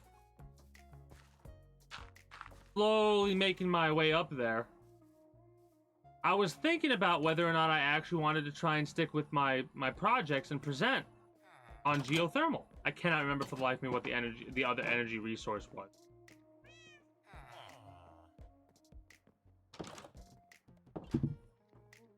Regardless, I was like the second to next like I was at the end of the line doing this. The next person was like, there was one person after me, and then I would go up, and I'm like, you know what? No, I'm gonna stick with it. I'm gonna challenge myself. Screw it. It was my like I was a senior at the time, and it was my final year of schooling for high school, and I was like, you know what? Screw it. I'm gonna put the effort in. I'm gonna do the research, and I'm going to try my damnedest to make a presentation. And I like put so many hours of research to find it, because it was a pain in the ass to find these articles and this information about geothermal. And like, I went, actually, I'm getting projects mixed up. That was the engineering thing. The other project that I presented on wasn't engineering, energy source. We could choose from either a non-renewable resource or a renewable resource for the engineering class to do our project about. And the other project that I was thinking about was actually a literature class project, but I'll get to that next. Anyways, so I'm like doing a metric fuck ton of research, right? And I am like telling you, it was so hard to scrounge up information about how geothermal worked and stuff like that. But I didn't give up. I stuck with it, and I actually like got the information, and I made a wicked presentation, and I got like the highest grade on a presentation, like a solo presentation, I ever got, right? I got like a 98 out of 100, and I was like so like giddy, right? That I started to love doing research because of that, because I got that, like, you know what I mean? Something that I put like something to take pride in, kind of a situation. And then I got a similar time, like around the same time, I got another project for, like, we could choose the project for our literature class. We had just got done reading the original Frankenstein, right? Mary Shelley's the Frankenstein book. And we had to pick a theme, right? And like, one of the themes was about nature. And that was another one of the things where how difficult it could be to put nature into a presentation, right? There were other ones like life and death because of the Frankenstein aspect of it. I think karma might have been one, or like there were some kind of out there ones, but for some reason the nature one was the quote unquote most difficult, right? And that was another one where like the teacher was like, hey, if you want to switch and you chose nature, I'll let you, but only right now, right? And I was like, you know what? No, I'm not even gonna get up. I'm gonna fucking ace this, right? So I did the research. I did a lot of, my thing was about nature and how nature has a tendency to to balance itself, right? To correct. Like, nature has a tendency to correct unnatural stuff, right? So I'm actually gonna look these up.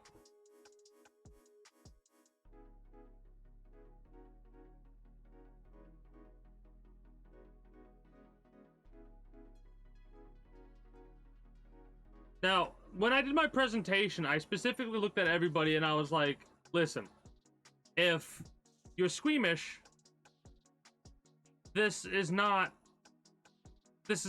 a project, like, this presentation's viewer discretion is advised, right? Like, I actually did one of those viewer discretion is advised because one of the things I was talking about was the fact that Vladimir Demikov, a mad scientist, may be undercutting his contributions to the world of medicine. But some of his radical experiments certainly fit the title, case in point, though it may seem like myth, propaganda, or a case of photoshopped history. In the 1950s, Vladimir Demikov actually created a two-headed dog. Vladimir Demikov's pioneering career in medical research created the two-headed dog, and he's like a pioneer of transplantology. He coined the term. He transplanted a number of vital organs between dogs. He aimed amid much controversy to see if he could take things far further. He wanted to graft the head of one dog onto the body of another fully intact dog. Starting in 1954, Demikov and his associates set up about performing this surgery 23 times with varying degrees of success. The 24th time in 1959 was not the most successful attempt, but it was the most publicized, with an article and accompanying photos appearing in Life magazine. This is thus the two-headed dog that history remembers most. And like, all of them over time, like, that dog I think lasted a couple weeks or something like that before, like, some of these dogs, if I'm not mistaken, poor bastards, hold on. This two-headed dog lived only for, wait, let me. I'm like getting ahead of myself because I'm getting excited. For this surgery, Demikov chose two subjects, one a large stray German shepherd that Demikov named Tramp, and a smaller dog named Shavka. Tramp would be the host dog, and Shavka would supply the secondary head and neck. With Shavka's lower body amputated below the forelegs, keeping her own heart and lungs connected until the last minute before the transplant, and a corresponding incision in... They're using Bradyaga, which is Tramp, Bradyaga, neck, where Shavka's upper body would attach. The rest was mainly vascular reconstruction, other than attaching the vertebrae of the dogs with plastic strings, that is. Thanks to the team's wealth of experience, the operation took a mere 3.5 hours. After the two-headed dog was resuscitated, both heads could hear, see, smell, and swallow. Although Shavka's transplanted head could drink, she was not connected to Bradyaga's stomach. Anything she drank flowed through an external tube and onto the floor. In the end, the two-headed dog lived only for just 4 days. Had a vein in the neck area not accidentally gotten damaged, it may have lived even longer than Demikov's longest-lived two-headed dog, which survived 29 days. The thing about that is, that's an unnatural thing, right? Obviously, it's an unnatural thing because a scientist created it. So the project that I did actually talked about this and a couple of other projects, right? Like, that really happened a long time ago. Like, it's fucking crazy to think about the fact that fucking 60 years ago this shit took place? What the fuck are scientists doing nowadays? You know what I mean? That kind of shit you start thinking about. Anyways, I had images corresponding in the project. That's why I was like, disclaimer. Viewer discretion is advised. Like, I got a chuckle out of that when I'm like, no, seriously, I'm not joking. If you're squeamish, you may want to actually step out of the classroom.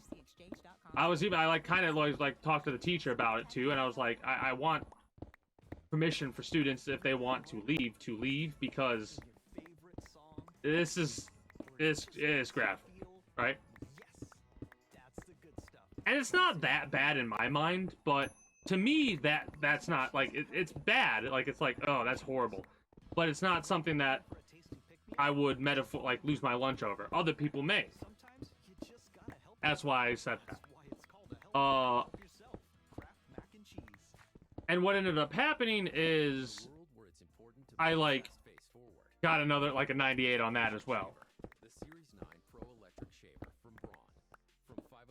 But my thing was about nature always correcting itself and how, like, an unnatural thing where will and a game-changing portable charger case. cease to be in some way, shape, or form, Buy it now on UX. because nature seems to have a tendency to correct itself, right? Like to take the unnatural thing and balance itself, right? Practically glowing you. Camera off you. No bad angles you. Vitamin water. But yeah, now I find doing research and studying all about stuff and like stuff like this so fun to do because of that. And now, mind you, this is coming from an individual who hated doing research and projects, right? It took 2 different teachers allowing their students to pick whatever subject about a specific, like, a theme, like energy resources, or a theme about a film or movie, or not a book. That's what. Anyways, a book, and do whatever they wanted. And I challenged myself because I was like, you know, it's my last year of high school. I'm gonna actually put the work in. You know, normally I just coast by with B's and C's and stuff, and I'm happy about that. But I wanna ace these projects, and I did, and I was. Please, just a pickle. I don't get why that saying is such a thing. Also, it's that saying is slightly ruined. Say ruined. Now say ruined. Ruined. Say cool. Cool. Now say whip. Whip. Now say cool whip. Cool whip. Anyways, and it kind of made me frustrated at myself for only at that point, like, this is me talking as if I was talking back then, or thinking to myself back then, of like, damn it, you idiot, you could have been getting aces across the board if you actually fucking applied yourself to these projects. You know? It was kind of a disappointing aspect of things for me a little bit, but like, I'm the type of person that tries not to dwell on things, and what's done is done type of a thing, right? The world keeps spinning. You either spin with it or you lose it. Right?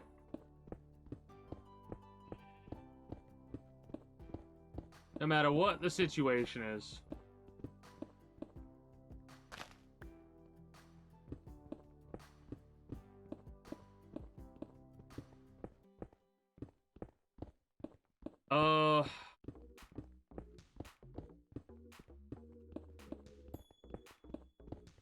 Every time I hear that... Where is it? That. You hear that little ding? When you hear that ding, every time I hear that fucking ding, my heart stops a little bit, because that is a very similar sound. The sound that Streamlabs makes when the internet goes out. So, like, every time I see that, I gotta prevent myself from alt-tabbing to see if my internet just went out. Because when I alt-tab, I go directly back to Streamlabs.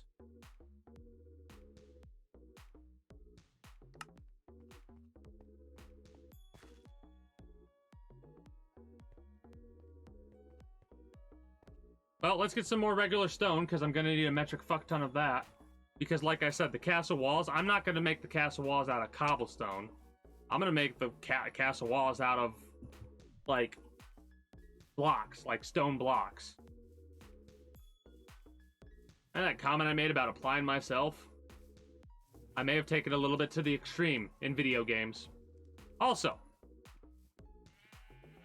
those aren't the only 2 auto furnaces that I have. I've actually set it up to where this, right here, is supposed to be where all my auto furnacing is going to be.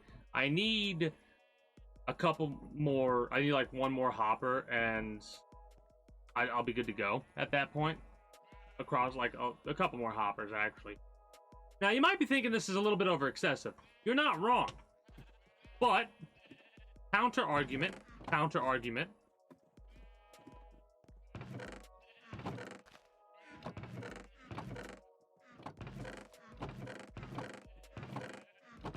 I seem to have misplaced all my stone.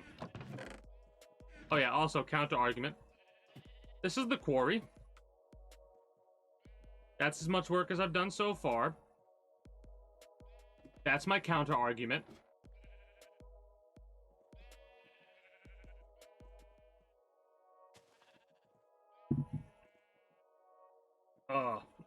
And I hate the snow and the cold. I used to love that shit.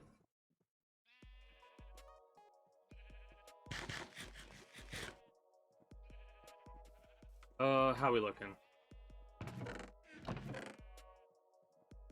We're actually looking pretty good. Yeah, unfortunately, Smoothstone, I don't know if they did, but I hope when the next update comes out, you actually be able to do more with Smoothstone. Because Smoothstone, I might literally make...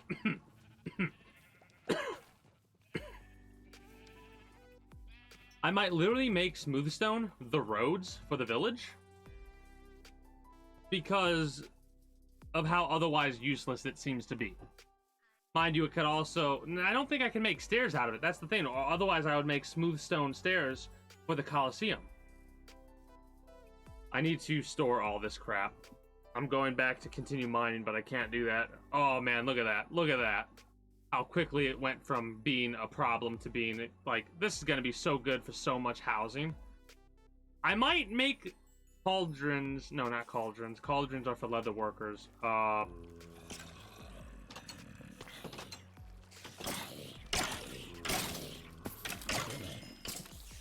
Potion making stills. I don't know what they're called exactly, but like I can't think of the name off the top of my head.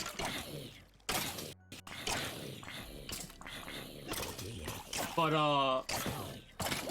I might make it to where there's a housing over there,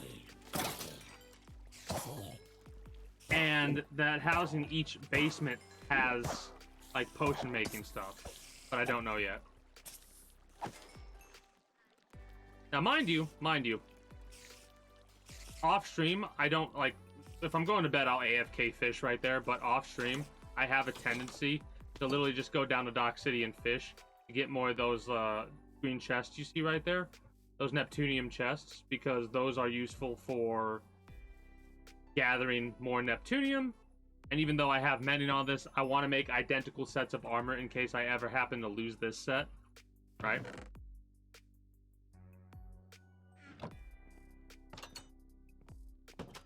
But, oh, this is what I was talking about earlier. This is good, right? Like, this being here, this being here. I might move this over. Or leave it there, I don't know. This is the problem, right? The paper, sugar, the apple. This, I might move this, like, over to this section. And I might have to take, like, the potions and the water bottles. Like, basically, these might get moved over to the end down here, right? Like mushrooms might go right here instead because of my organizational type things. And coal I might move over to this side, in all honesty. But I don't know yet, right? I'm definitely going to want to move gems and like crystals and stuff over here to make this kind of like the resources that I've got out of the earth, in quotation marks, right? Because I want to have, like I said, this might be fine. This is not, right? Like, basically what I want to do is I want to move the fish. That's what I'll do. I figured it out. This is what I do. I basically make this cod, salmon, pufferfish, and tropical.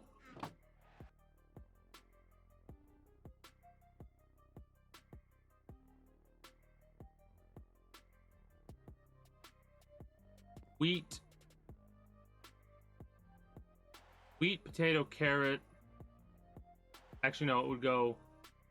whatever. But basically beet, right? Those will be the things there.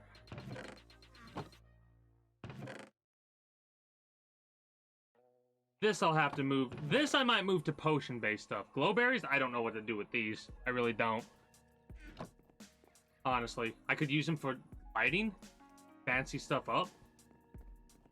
But that's stuff that I'm going to worry about doing later. For the time being, I'm literally just going to sort or put all this stuff in the sort chest. Because you might think I don't need this much cobble, this much stone, whatever. I do, and I will in the future. Trust me. because you might think this is a lot of dirt, but when I break it down, this is not even going to be enough for some of the projects that I have in mind, I don't think. I could be mistaken. I welcome being mistaken, but I know I'm not going to be mistaken.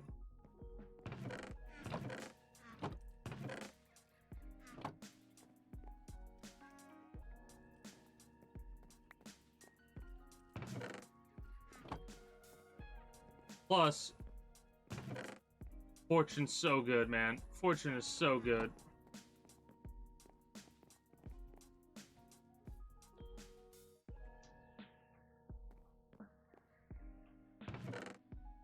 Oh, speaking of Netherwoods.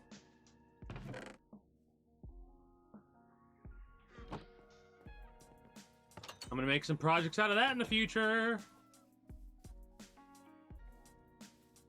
Actually, give me some more beef because I'm almost out of the meat. And I don't want to have to stop to go back to do that crap. Is there a cat in my warehouse? How dare. I have enough fish to tame every single cat that has spawned in so far. Fun fact, I think cats spawn in after you tame another cat, but I could be wrong.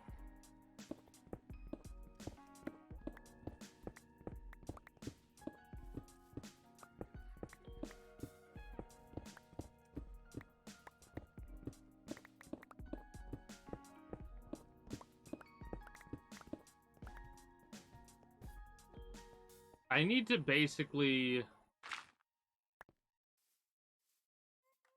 From shoes to movies, it's natural to want choices. And with the Energy Choice program, That'll work. customers in the Dominion Energy I'll have to Ohio fix it later, but basically what I'm going to do then, or now, next, is I'm going to throw dirt over top of this and leave this exposed a little bit. Maybe I'll make a house there. Don't know what I'm going to make that house out of yet. Also, I also need to get the scaffolding next chance I get.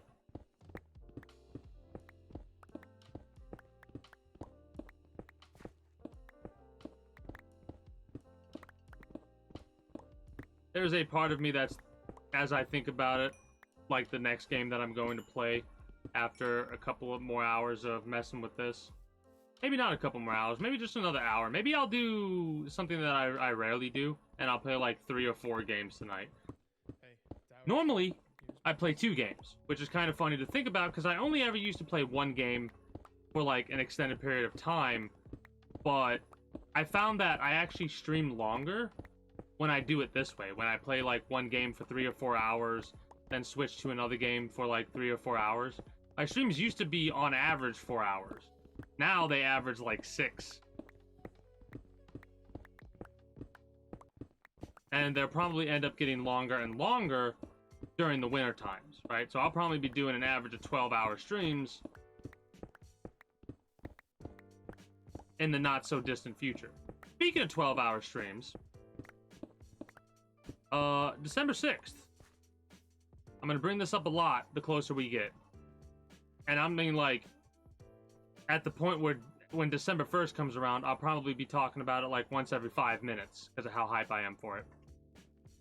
Dwarf Fortress will officially release, right, on Steam.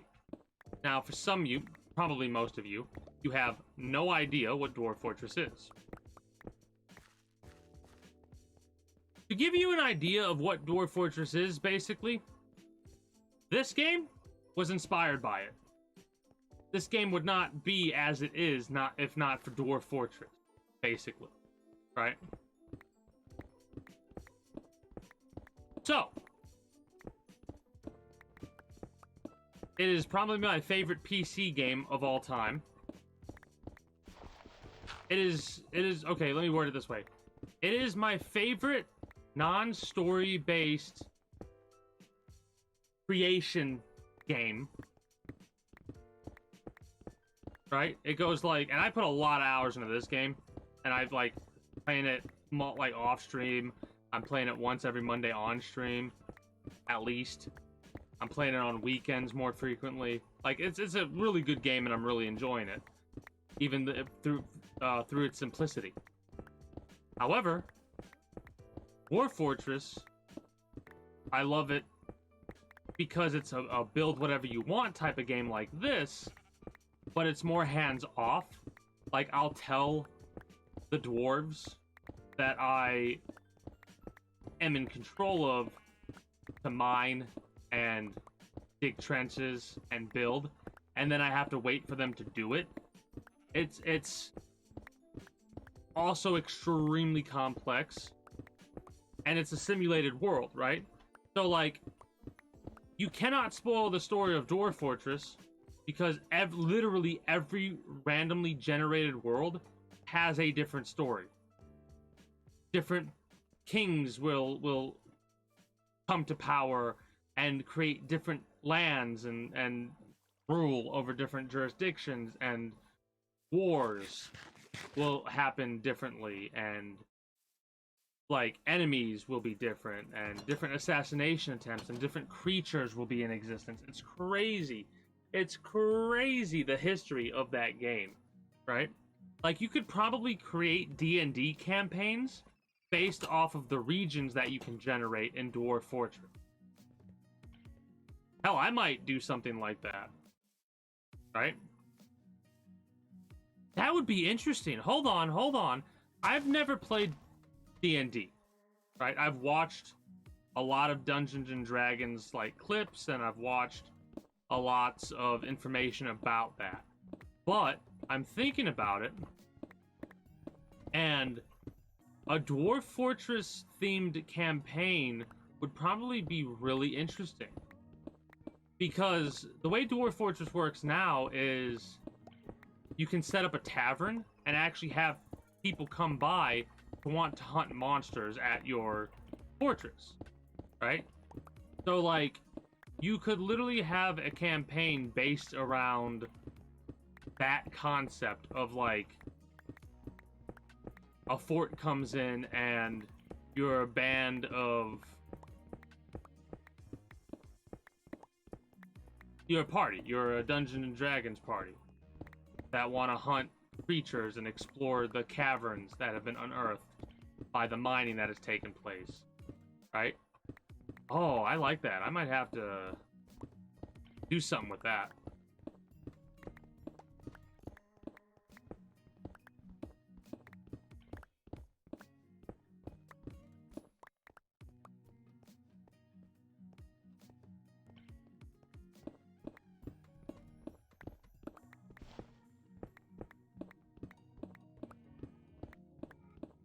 It's gonna be weird seeing this completely flat, at least for a little while. That's how it always is after I do a massive section of something and take a massive section out. And like after a couple of times, like a couple of hours of me playing it, it just becomes a natural thing of like, oh, and I kind of forget how it used to look. So I really look forward to seeing the before and after imagery, or maybe a time lapse of this. I have no idea how I would do a time lapse video for this, but I definitely look forward to the idea of actually doing something like that in the future, like put some type of music on it in the background and post it to my main YouTube. Because I still don't know how exactly I want to post it, right? So I'm thinking I could turn each one of these streams into like a 30-minute time lapse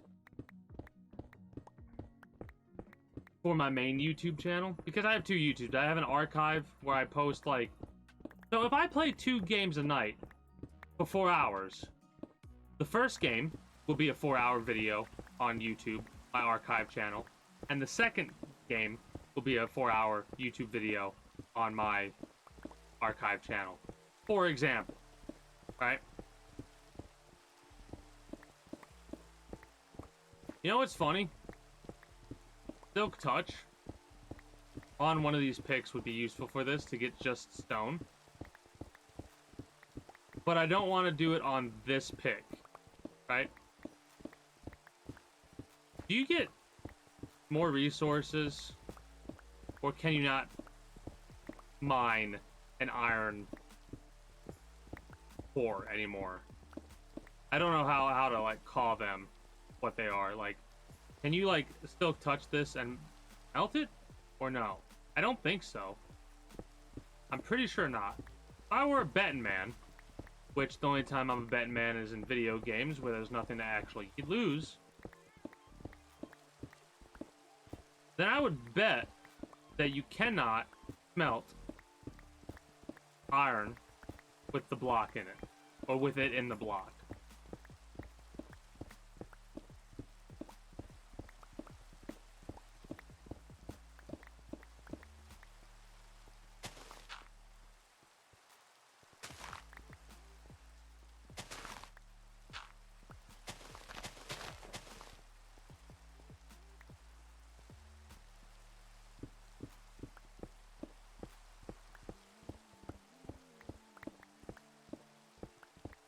But I have that automation set up so I could literally just not do that and be fine.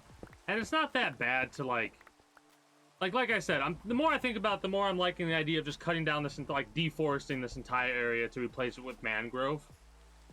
Will it turn it into a mangrove swamp? I don't know if that works. It works in games like Terraria, where like if you have enough blocks, like if you have 100 or 200, I can't remember what it is,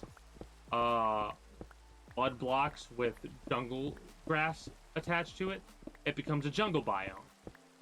I don't think you can change biomes in this game. I know you can't change biomes in this game. At least I'm 99% positive you can't do that in a sense of like... Maybe you can. I don't fucking know. I actually don't. You used to not be able to do stuff like that. Actually, no, the more I think about it, the more I know I'm incorrect, because I've planted spruce before, and the spruce will, like, change the ground, weirdly enough, and, like, change the biome a bit. So I'm wrong. You can change the biome in this game. I forgot about that, because that's one of the reasons why I have the tree forest set up the way that I do. The way that I have it set up is it's 11 or 12 blocks separated by 4 spaces. So like it'll go sapling here, 1, 2, 3, 4 sapling here, and around it, like the sapling would go here, and around it, instead of stone, it would be the type of planks that wood makes, to like give you an example of what you're going for. Dark oak actually used to be my favorite wood, right? Nether woods kind of surpass it a bit because of how different, like, how colorful they can be. But the one I love the most right now is actually the mangrove wood. Regardless of how difficult it is to get, I might make, like, a personal house for me, my character, out of mangrove wood. That's how much I like it. And now, the castle is for the king, so the castle's for my character, obviously, because I'm the king. Hilariously enough, this is what my thing has been forever. It has been an orc. And hilariously enough, I made it an orc, I think, because I didn't want to make it like a well-known character, but I didn't want to make it like bland either. And to me, an orc is not a bland, unknown character. An orc is an interesting character. Orcs are in so many different types of media, Lord of the Rings, like any medieval type thing seems to have orcs. Video games, you know? And like the type of character that I have a tendency to play, renegade. For lack of better words, I like to play the renegade type character. And I'm using that term from Mass Effect. I've not played I thought I was still falling there for a second, and I'm like, I'm dead? Wait, no, I'm not dead? This was all my thoughts that just happened then. I'm not dead because I have Feather Falling 3, let's go. I panicked there, but I was fine. Anyways.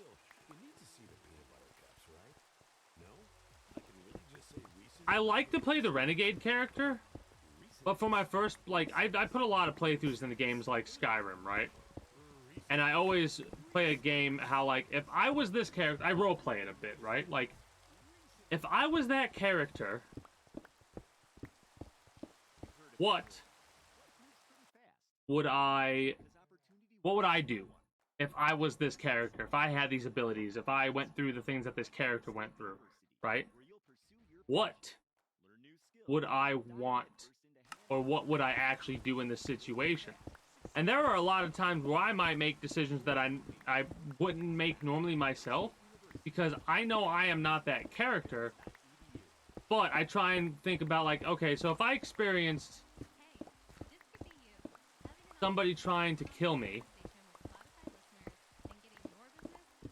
in Skyrim. So this person just tried to kill me. What would I do?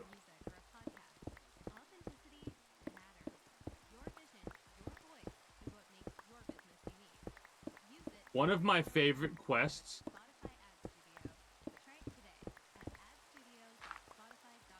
was the quest. It's a Skyrim quest. You become a detective without spoiling anything. You become a detective, right? And it's weird to say that about a game that old, but it's one of the quests that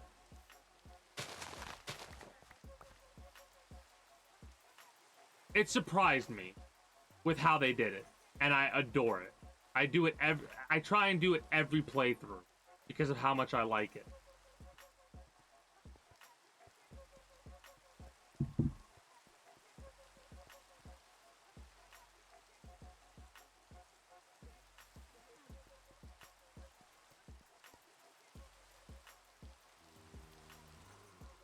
Why am I going in there to go to bed? There's no bed in there, and even if there was, there would be monsters too frequently to allow me to sleep. Shut up, kitty.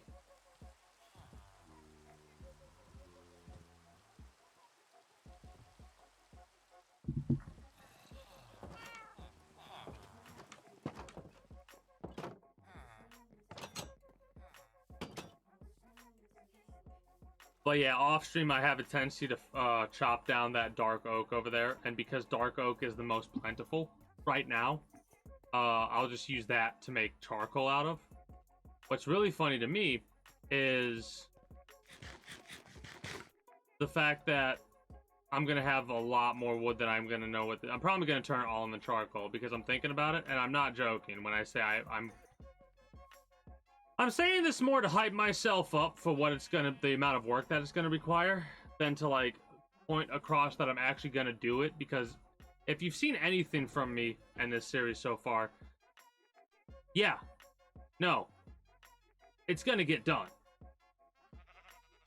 From probably maybe this section right here, deforested, to this section right here, deforested, and replaced with mangrove. Mangrove that I'm not gonna harvest. Mind you, the first it's obviously not that much, but there's gonna be a lot of mangrove that I plant that I'm going to harvest, because I want a nice stockpile of mangrove wood.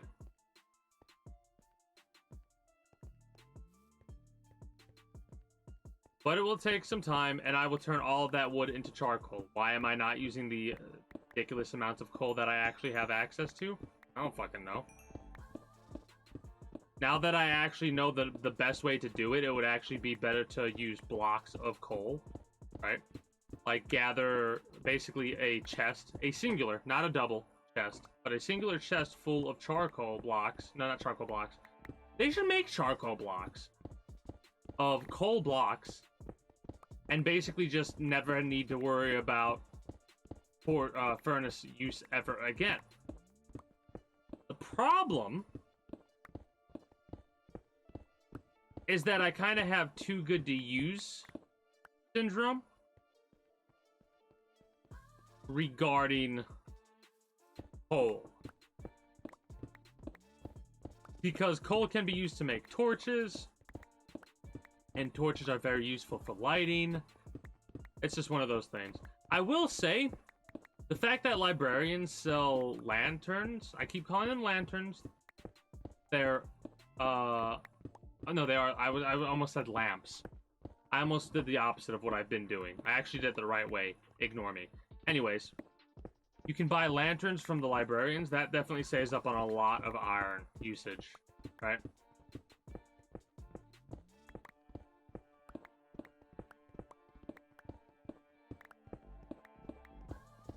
Honestly, the most effective way to get iron is just to mine it, I think. I'm like going down a list of other ways to do it. Well, you could, okay. So, with the Neptunium, I can't remember the exact name of the quest. I mean, not the quest, the mod. But long story short, it adds new, different types of fish and a couple of different fishing mechanics. The fishing minigame is exactly the same. You just press the button when the fish bites, right? Nothing more, nothing less. But it adds the ability to catch the Neptunium chest, which hold Neptunium items and like other pieces of gear, like logs, which you can break down into oak planks and stuff like that. Ugh.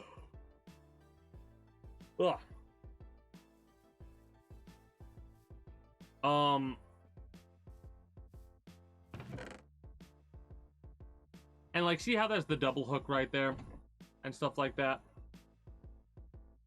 and Neptunium song and stuff like that. That has different effects. The double hook allows you to have a chance to catch 2 fish at a time, but it also adds other junk items that you could actually make use of, like this, which when put into a furnace will turn into 7 iron nuggets. So if you can do the math, you can get a lot of iron that way. It's kind of a way to get iron without having to just mine it. Not the most effective of ways for obvious reasons, because it's based on an RNG chance. Oh shit! An RNG chance to gather it, you know?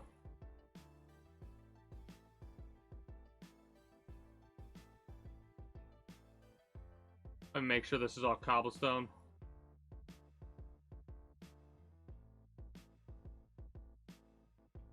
But yeah, this stone brick is what the wall is going to be made out of. I'm already dreading it.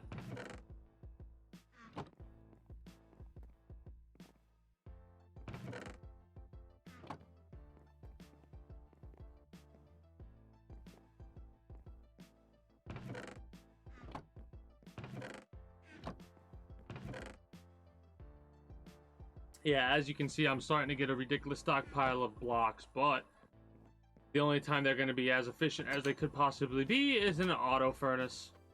And yet, I don't really mind too much about setting up a block-fueled auto furnace at this moment in time. Oh, man, I'm really going to have to work on making duplicate picks and shovels, because as you can see, they're both around halfway depleted with their durability. And well, yes, I will be able to actually get done with this flattening, right? It's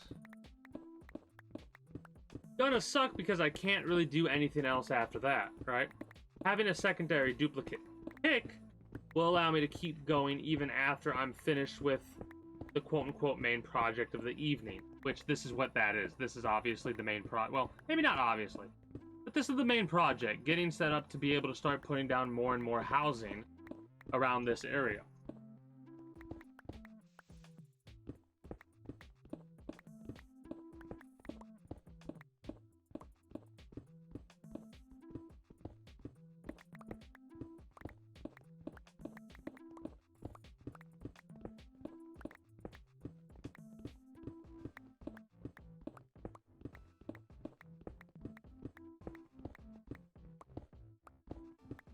Earlier I was talking about how I watched Dungeons and Dragons D&D.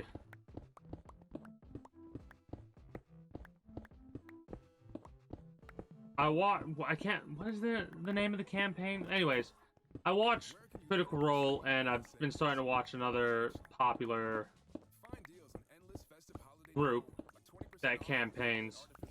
Gifts found only at Lowe's. Like the new Cobalt 257-piece mechanics toolset for $99, valued over $600 if purchased separately. Check back daily for deals during Black Friday. Brennan, I think his name is, Now at Lowe's. was talking to Offer valid through 11/16 while supplies last. Selection varies by location. Matt Mercer, and they were talking about Harry Potter Welcome to Limu's Karaoke Lounge, where Liberty not making sense. so you only pay for what you need, and the music never stops. And I watched the video, like I watched a clip of the video. I want to watch the whole like thing where they were talking about that, because with what they were talking about, it makes complete sense to me that they're saying Harry Potter doesn't make sense to them logically.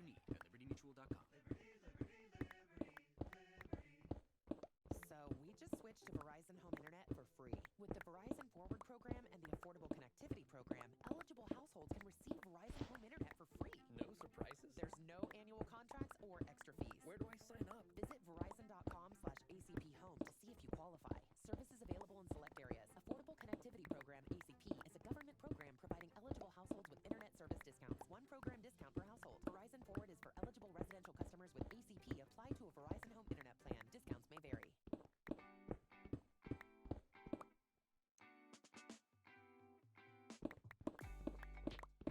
After that December 6th with the Dwarf Fortress stuff that I was talking about, December 10th, I plan to do my second playthrough of Cyberpunk 2077. I'm very excited to get into it. I think I'm gonna play a female character this next coming up time, because I always try and play like the character that would be me in that world. Now mind you, I don't try and be me in that world. I try and be the me that would be if I was in that world. If this doesn't make sense, I completely understand, because it's one of those philosophical head turners, you know? Like, huh? What? You really gotta think about it sometimes for it to make sense. Because I know I am the me that exists currently, but to be the me that exists in a different world, how would you even come to be, right? But that's what I like thinking about as I play something like Elden Ring.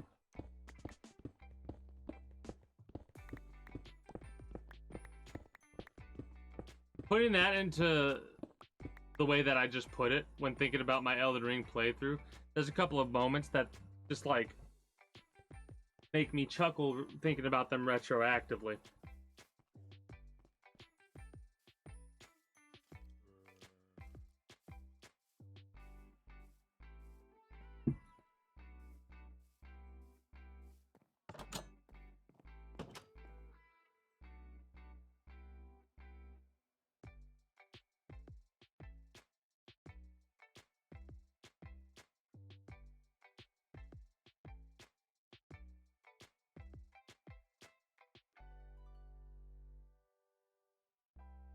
Okay.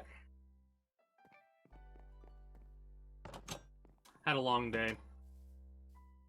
Which, like I said, it's one of those things where, with what I just did, how I leaned back, stretched, and kind of closed my eyes for a second, might be like, oh, you're tired. It's weird to explain, but, like, mentally, I'm not, but because my body's tired, I'm, like, yawning and shit. I don't... There's no other way for me to put that into words than by saying it the way that I just said it, because I don't know how to put it into words otherwise.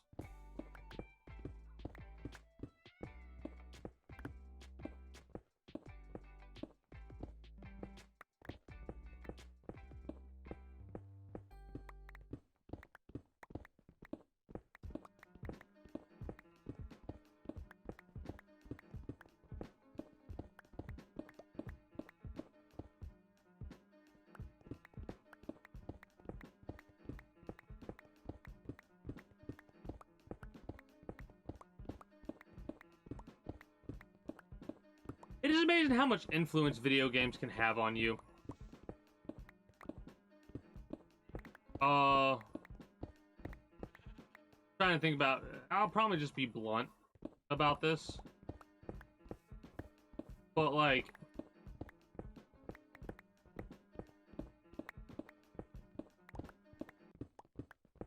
As an... I've played... I've played... Look, when I was younger, I played a lot of Metal Gear Solid, right? And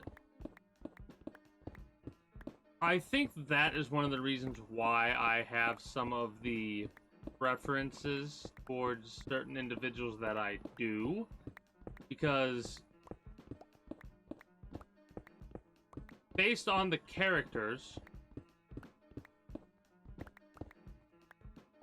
and how they act and how their characters look makes sense to why I'm attracted to some of the things that I'm attracted to, because from a younger age I was exposed to those characters, and associating those characters with cool and like badass has transferred to some of the things that I'm attracted about, right? Like that idea of a chick that can kick my ass turning me on, for a lack of better terminology and being blunt about the situation, is basically what I'm getting at. Because there's a lot of characters in that game that are female that can kick your ass. And it's probably one of the reasons why I am attracted to some of the things I'm attracted to, in a more quote-unquote degenerate sense, right? In a more non-degenerate, serious sense, the reason, like, I used to really be into certain movies, but as I've grown older and as I've played through the Metal Gear Solid series several times, I've started to realize that I care more for the way a story is told and not what the story is that is being told. Mind you, I want the story that is being told to make sense, and like the theme of it, I wanna like the theme of it and stuff like that. But what I mean is about caring more for it is like, if you have a character and that character acts a certain way, or is supposed to insert like to feel certain invoke, that's the word I'm looking for. They're supposed to invoke certain emotions onto you, then there better be a damn good reason why that emotion's being invoked, other than the fact that because this character is the character that they are, you should feel the way that you're supposed to feel. You know what I mean? Like, that's the type of storytelling that I dislike. I dislike this idea of, like, being angry at the villain because they're the villain, or being sad about a character getting hurt because that character has a relation to the main character. You know what I mean? I want to have a reason behind why things happened and why I should feel the way that I feel, right? Now, that doesn't mean to, like, in vivid detail explain the relations of each character. Like, this is the second grandfather to the main character's left aunt. What, left aunt? Third aunt is what I was trying to go for, but somehow I got left out of 3. Probably because I've been reading a fan fiction lately, a Harry Potter one, where they really get into detail with the potion making, and I always associate counterclockwise with left. Don't ask. Don't ask.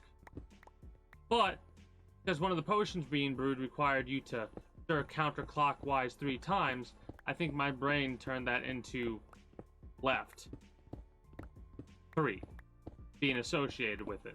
You know what I mean? It's weird to explain. I'm tired. That's my excuse for why I'm, like, again, physically tired. It's a weird feeling to be mentally awake but physically tired.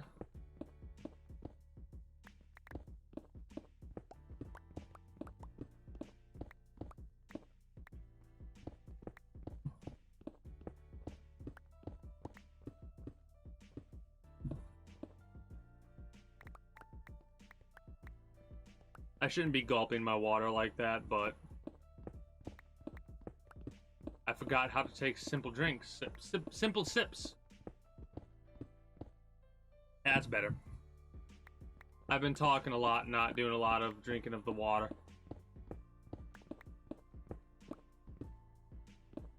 Man, the amount of cobblestone I'm gonna get is gonna be great for when I inevitably work on the Undercity. That's right, I didn't even talk about the Undercity! Something I'm not gonna get into right now, but basically, long story short, it's inspired by Riften. Riften's Undercity, if you know what I mean. Hint, hint, wink, wink, nudge, nudge.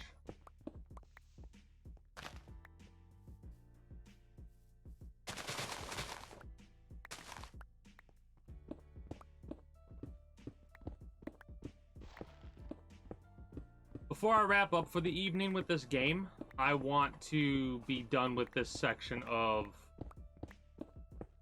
the block.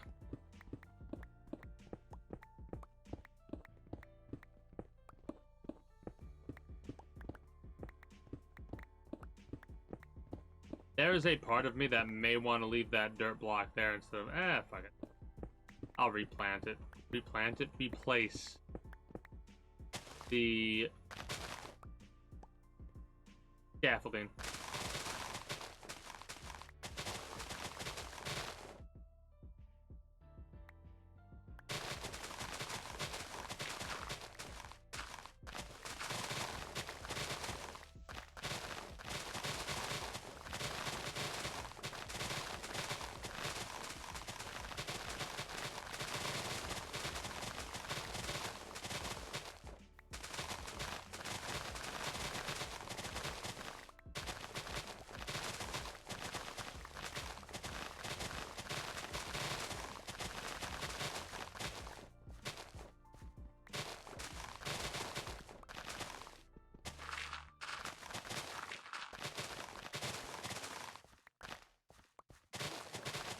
You first.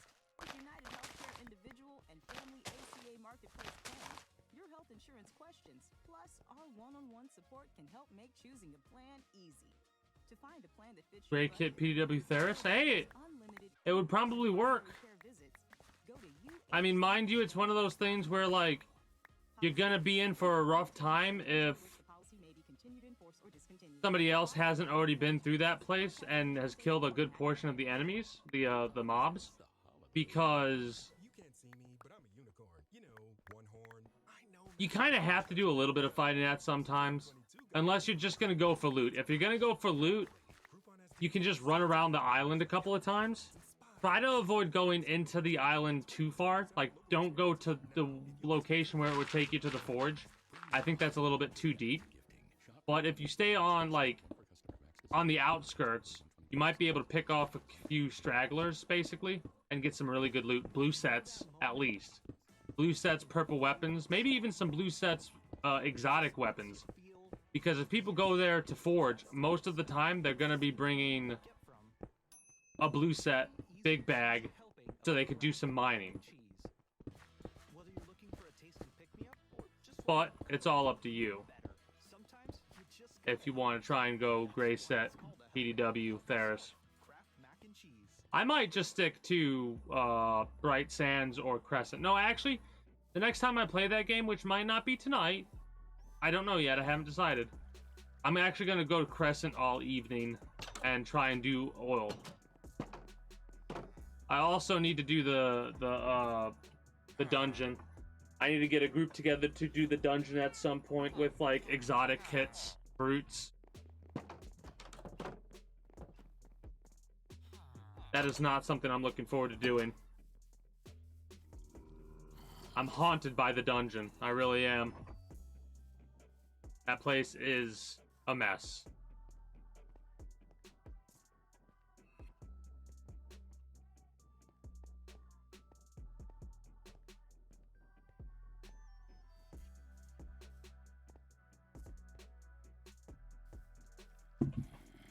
On a side note, I'm pretty excited to, yeah, I'm probably gonna flatten down up to here, too, the more that I think about it, like, all the way up to that mountain ridge. It's gonna make the castle wall spike up a little bit weirdly, but I'll figure out how to make it look good. Oh, man, this is exciting. Starting to come together. I mean, not right now, but I'm I had a long day today. Basically working out on the rooftop in the snow because I had to work on a condensing unit that was on the roof.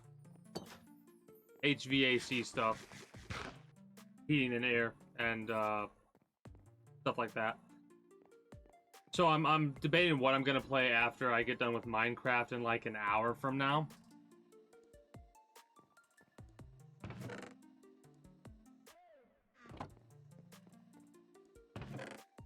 Because last night, I think I only streamed... Yeah, I streamed Neo for 6 hours. But I'm not sure if I want to play Enlisted. I didn't play Enlisted last night like I wanted to. Alright, hey, if I'm feeling up to it, hell yeah. But I don't know, because that's one of the things where the Cycle Frontier is one of those games where I feel I need to be all the way there mentally.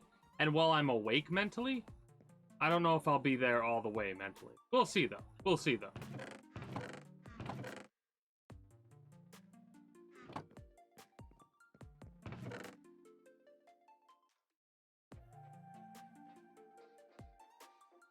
I'm gonna have to get, like, a stack of regular stone. Do I have regular stone here? I hope I do. Getting a nice pile of andesite so far.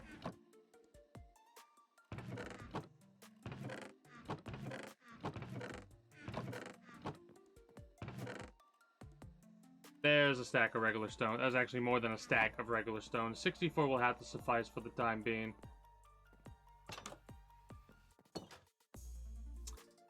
Well, I will say,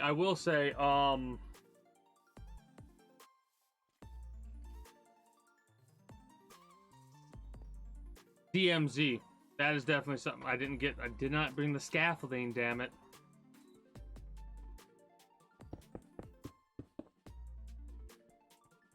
I might make this out of regular stone as well.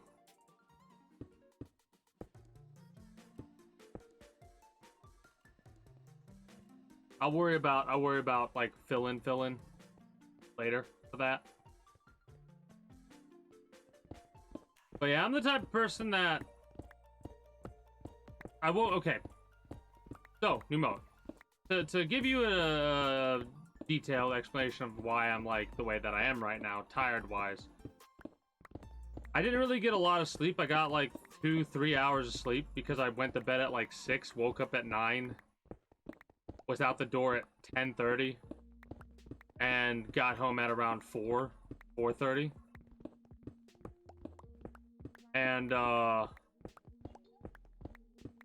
for most of the day I spent it out on the cold snow roof. You know what I mean? Working on a piece of equipment. So I am physically exhausted, mentally aware and awake, but like I don't know if I'm mentally there to the point to where I could like get successful PvP in the cycle. We'll see though. What I'm probably gonna do is I'm probably gonna get some food in a minute here. Eat said food as I do this. Oh, just been ratting. Stratting. Rat strat. How could this happen? I mean, I'm okay with it. Just what kind of ratting are you doing? First of all, are you doing the kind of ratting where like you're spawn camping people? Because that's a little cheap as well. But whatever. Advantage kills. Oh, that's perfectly fine then. That's perfectly fine. I had a couple advantage kills the other day. Okay. It's better now. I was gonna have to dog you a little bit if you were. Yeah. Oh yeah. Of course. I mean, if you hear somebody coming around the corner, you stop what you're doing and you get them. You know, of course. That's just taking advantage of the situation at hand. You're leading with nades. You know, I'm starting to do that as well a little bit. Because a lot of the players that I'm going, like, I'm getting to new player lobbies. I don't know how or why, But I've gotten into a couple new player lobbies, and I felt, oh, a nice little trick. If you're running, as you're running, try and jump and throw a grenade at your feet. I actually hit somebody doing that one day. I was running, and, like, this was a situation where I needed to, like, get cover, but I never got to the cover I needed. But I tossed a grenade at my feet, and I got the dude once with a grenade. It was great. Could have killed him, too, if I stopped running, turned around, and started fighting him, but I wasn't thinking right at the time. I was more in panic mode, which I'm starting, because I'm forcing PvP with the gray sets that I'm doing, I'm starting to not get in panic mode as much anymore when I get into PvP. I think it's always going to be one of those things where, because there's loot and my brain puts value to the loot, I don't want to lose it. So my brain goes more into flight mode than fight mode. And I need to put it into fight mode in that game. Exactly. Yep.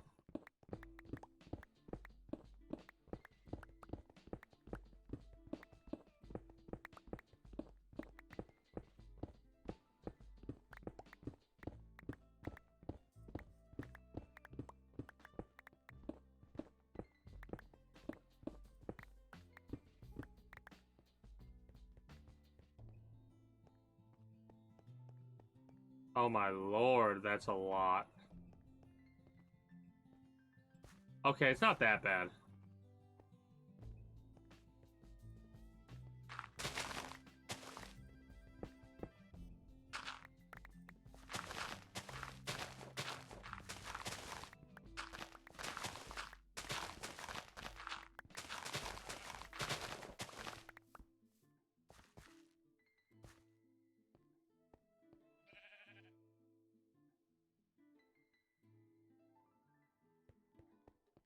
I got what you're saying. You're gonna find it's damn near impossible to pressure me to do something.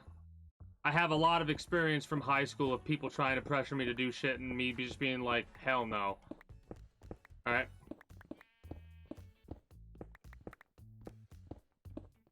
But I get where you're coming from too. You like playing in groups in a game.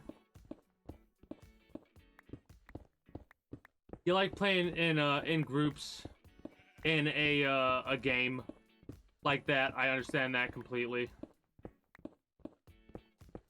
Sometimes there are days where, like, it's easier for me to converse like this than it would be voice to voice, if that makes any sense.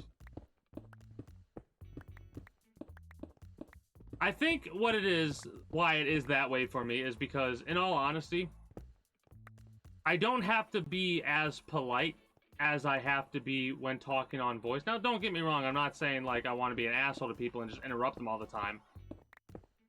But I don't, like, when I'm talking to you and you're typing stuff, I just, like, I can respond to your thing, wait to respond, and then respond to the next thing, right? So, like, I'm currently responding to your, pressure me into playing the game, right? And I could then go by and then talk about the high school thing after this. Mind you, if I do, I'll be into the conversation, I'll be happy I'm doing the conversation. But there are some days like today where it's like, I don't feel like having that type of a conversation, if that makes sense. I don't know how to word it other than that way. I'm being blunt as possible, basically. Because there are some days where it's like, all I want to do is talk to people and have conversations with people. And then there are other days like today where I'm okay with talking nonstop. But I'm worried if I stop talking, or like I wait for somebody else to continue the conversation or have a different conversation, I may very well lose any substantiated train of thought that I have. That, or it could just be my tiredness currently talking. I don't know. Because like I said, I'm on 3 hours of sleep. Less, I think, actually. I don't know what time I went to bed. All I know is it was around 6 when I was asleep.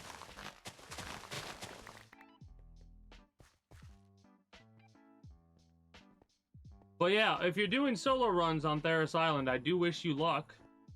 Try not to get greedy. I've gotten greedy a couple times doing gray runs on Bright Sands, and as a result, I lost I didn't lose really good sets, but I lost a couple of things. Also, I'm starting to learn when to be more aggressive.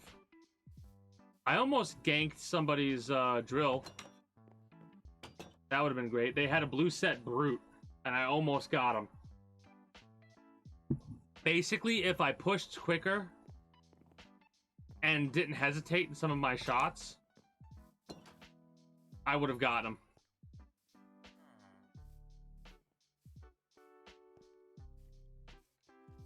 So I might make some of these houses. No, that's what I'm going to do. I'm going to make the cleric housing out of stone of some kind. And like smooth stone floors or something like that. Smooth stone basement? Smooth stone basement. That might be pretty slick looking. Because I like that idea of like using the resources that we've gathered, or trying to make it look like the housing is built out of the stone itself. I think it might be pretty interesting to do something like that. Mind you, that means I'm not gonna like that, or I'll just keep the basements as whatever material is there, unless it's dirt. I'll try and make it look like part of the surrounding mountain, basically. Because this is a mountain that leads into a plateau if I go that way.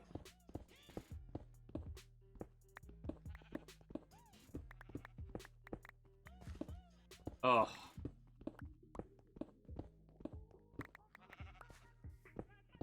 But yeah, if I want to continue streaming tonight, I'm gonna have to like get, I don't know, get some ramen or something to eat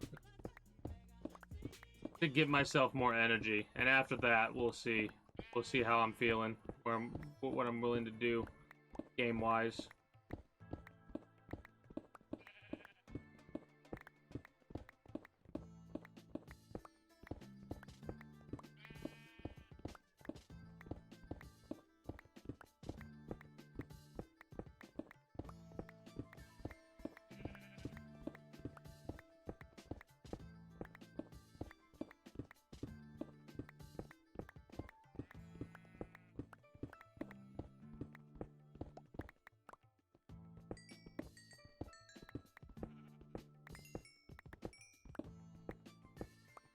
I wish more resources gave more experience. I understand why they don't. They want you to have to, like, apply yourself a little bit more than just, like, hey, put mending on something and never lose it. I get that. But man, does it suck. Mind you, at a certain point, I'm going to be so rich with emeralds that I'm not going to have to worry about any... Like, I could literally just, oh, let me go get into my bottle O enchanting, or however they word it, and bust that open, and then go from there.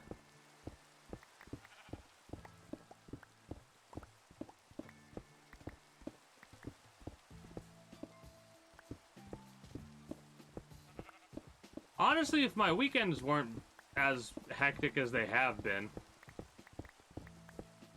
I'll definitely be able to buckle down and do duos and stuff a lot more frequently on weekends in the future. Because stuff is starting to slow down because of winter.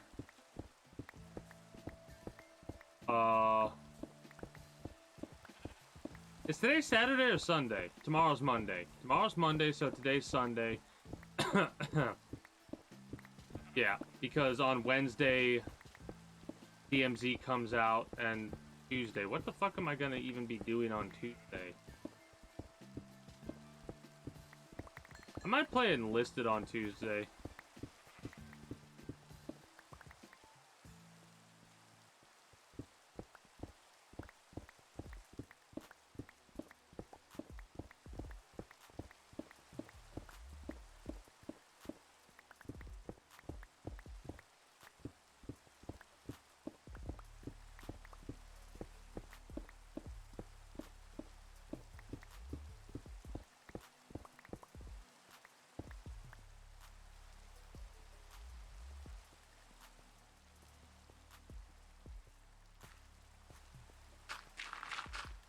My durability's gotten lower, man.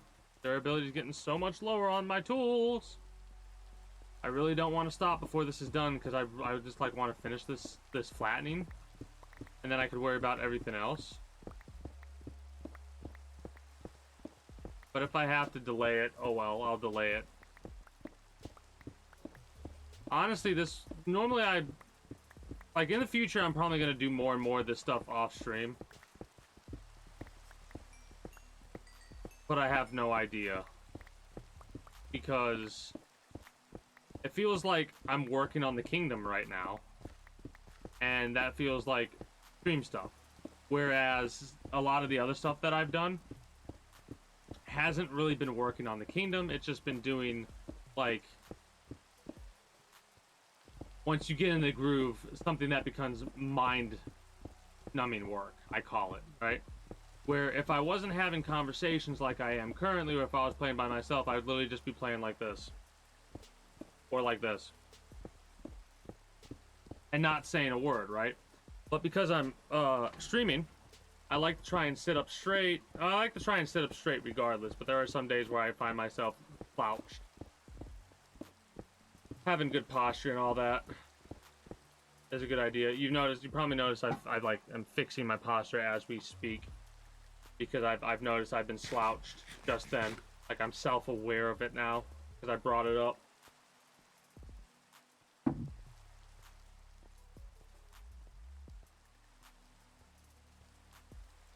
You know what? I'm gonna finish this up right quick. This has been bothering me for quite some time. It hasn't felt complete. Every time I walk by, now it is complete. And so am I, complete with everything that needs to be complete. Let's go. Actually, I could make an iron mine out of killing those protector dudes, can't I? I've seen somebody do that before to get iron by killing those things. I'll look it up and figure it out, maybe.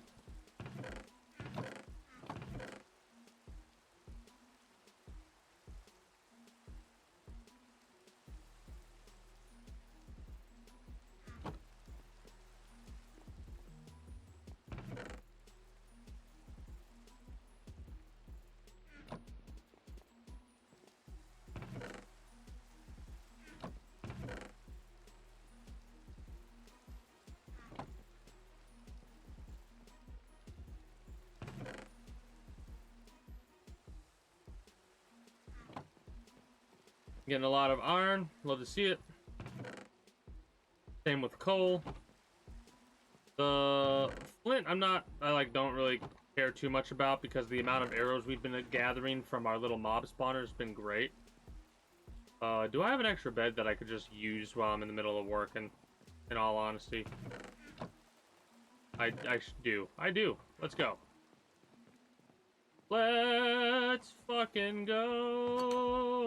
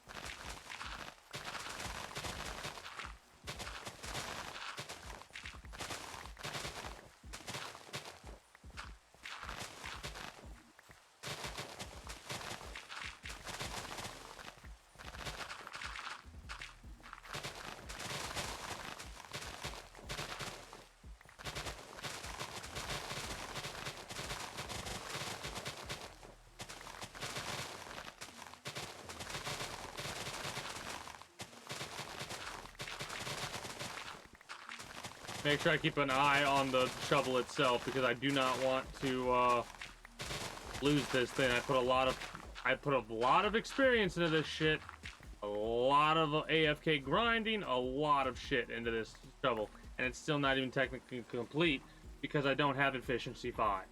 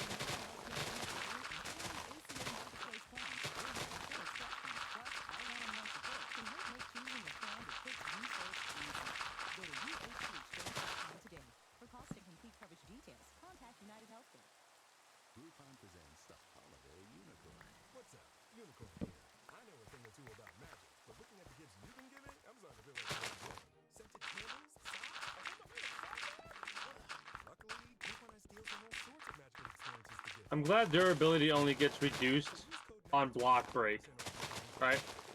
Because the way durability in this game works is based on a, like, well, certain items have a block break based durability, right? Oh shit. Cold and cough season is here. Introducing Ricola Max Throat Care. Yeah, I got a little bit of a cough. It's the best of Swiss nature wrapped around a powerful liquid menthol center for maximum relief from your worst cough and sore throat. Maximum Not really a sore throat, but the cough. Try the new Ricola Max now. Available in the cold and cough. Ricola. It's in nature.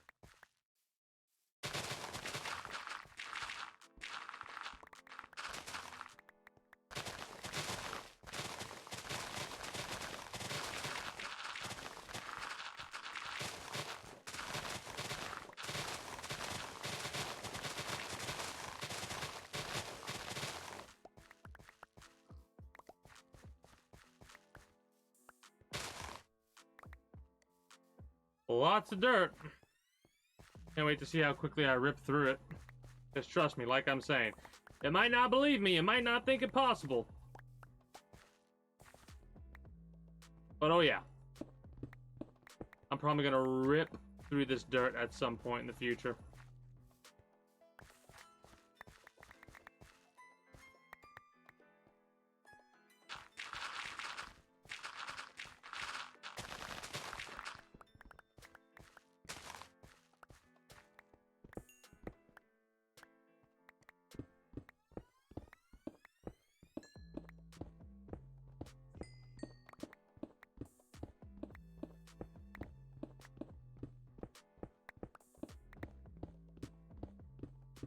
I am self-sustaining the pick a little bit via the, ah, shit. The coal and stuff I'm finding.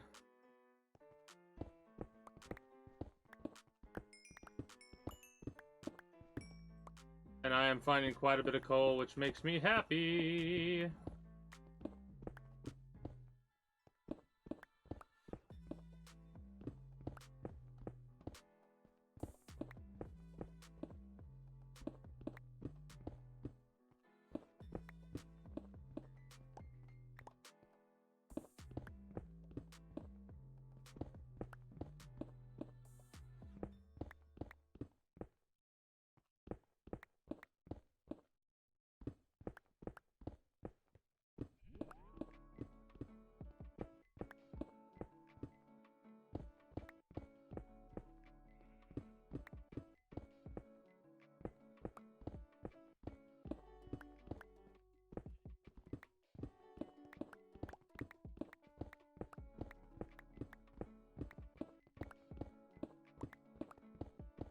It is quite amazing what one can do in the span of a couple of hours. Oh, I just realized what... Okay, so... Without spoiling it...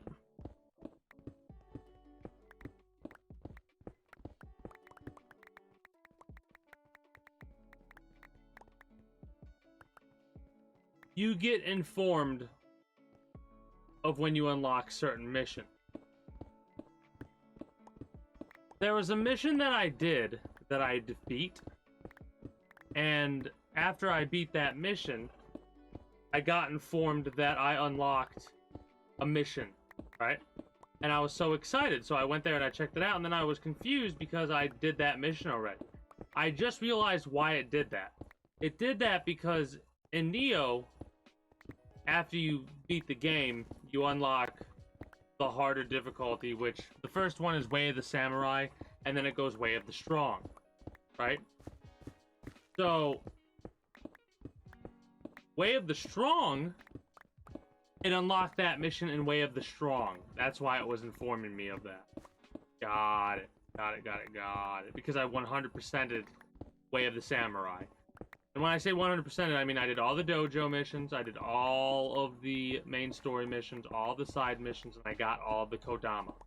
I didn't do every little tiny thing you can do, and I didn't have a desire to do every little tiny thing you could do and get all the achievements on the Epic Games version of Neo. Maybe in the future, if I get a wild hair up my ass, I will, and I fucking take a couple blows to the head. But in the meantime, I'm perfectly fine with calling it quits on Neo. Maybe I'll play Elden Ring again. Future. Oh, already? Holy shit.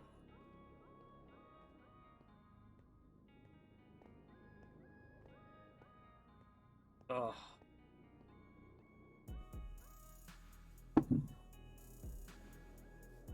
I need to make a rail car system in this city.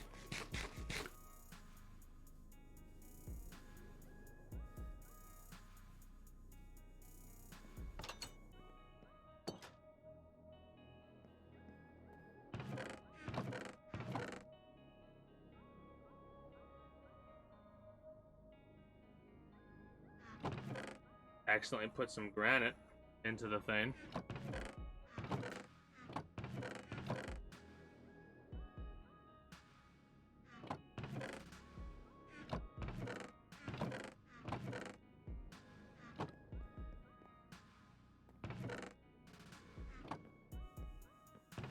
Oh.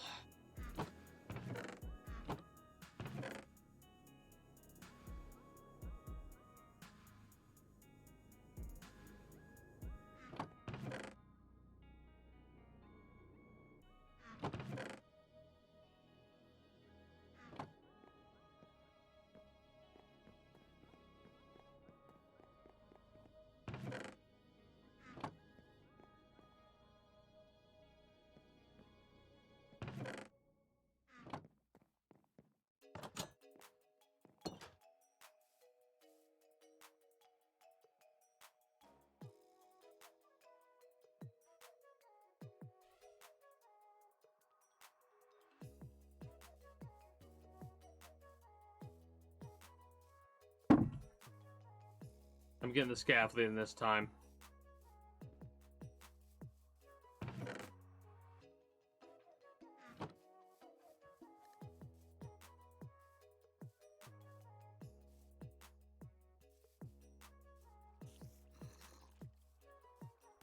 And then after I finish this, what I'm going to do is I'm going to place these where they go, and then I'm going to do some farm stuff. And then off stream, I'll like AFK farm or whatever.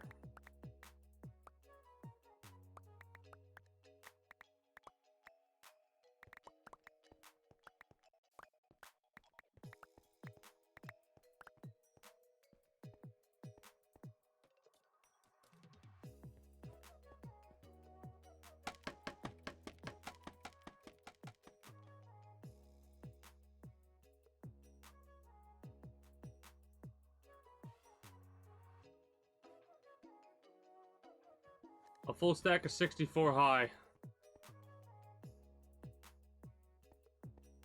I'll take it.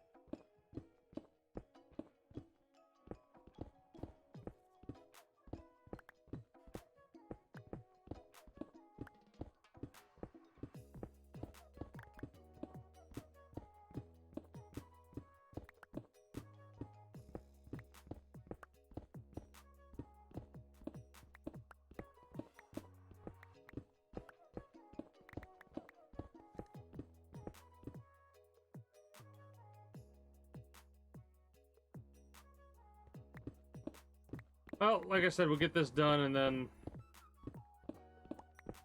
I'll go from there.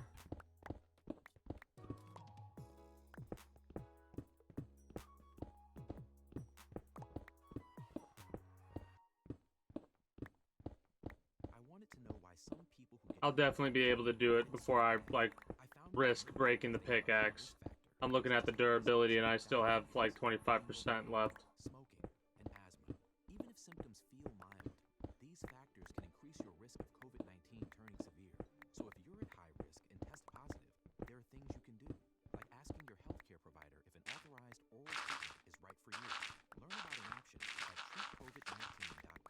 This message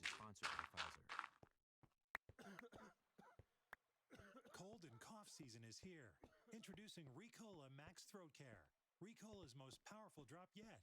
It's the best of Swiss nature wrapped around a powerful liquid menthol center for maximum relief from your worst cough and sore throat. Maximum menthol for maximum relief. Try the new Ricola Max now. Available in the cold and cough aisle. Ricola. It's in our nature.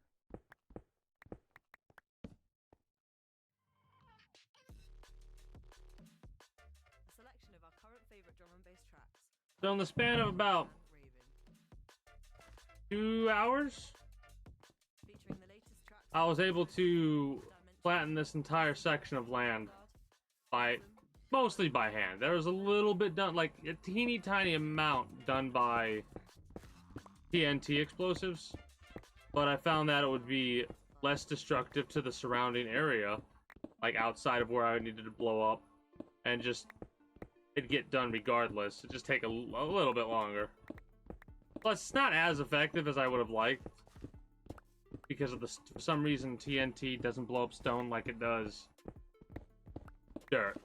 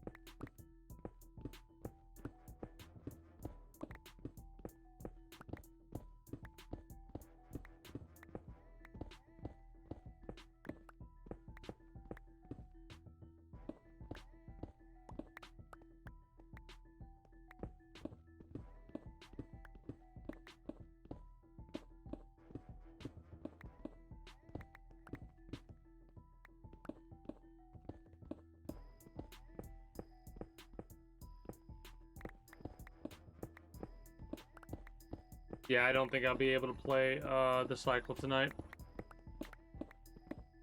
Now, this is one of those things where I don't even know. I know earlier I was saying I was like awake, but that has rapidly declined.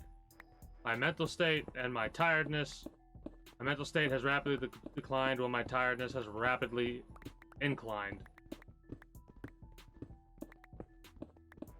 I think today's just like a very short 4-hour or so Minecraft stream, and then I'm actually gonna lay down and go to bed. Again, I probably could get something to eat, which I'm gonna do when I'm done with this section. Maybe that'll change things a little bit. Maybe it's just I'm getting hungry.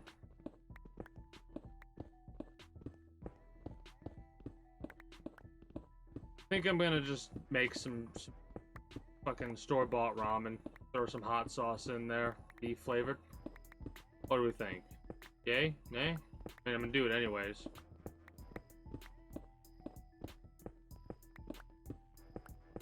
We're almost there. Almost done.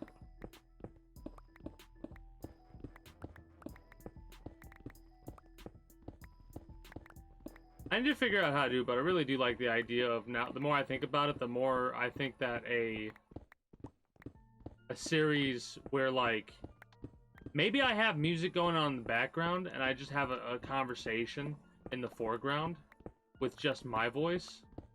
and I like do like a time lapse of me just playing the game, you know? And I like maybe I write a script. That's what I could do. I could write a script of what I'm gonna talk about over the time lapse of like what I was doing, why I was doing it, some of the conversations that were being had. Maybe make fun of myself for doing things like, oh, look at how dumb I was at the time, or something like that.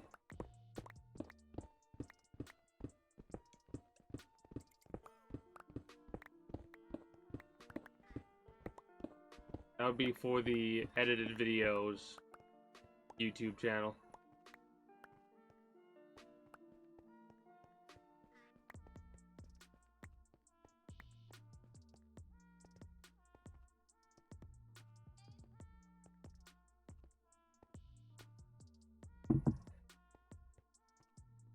I'm very happy about how this has come along so far. This is a lot of real estate, right? A lot of real estate for housing and other projects and stuff I want to do. I'm definitely going to make stone housing over here. The more that I think about it, the more that I like the idea of making... And it's going to be different kind of housing from what I usually make. Like, usually I make 11 by 11 housing. Or something like that.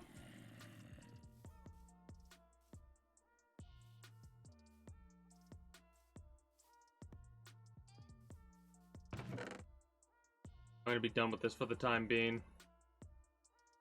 I could do some axe stuff, but nah. You know what I will do? I'll do some farming stuff like I said I would. Again, I'm gonna step away and get the damn ramen. Gets me damn ramen.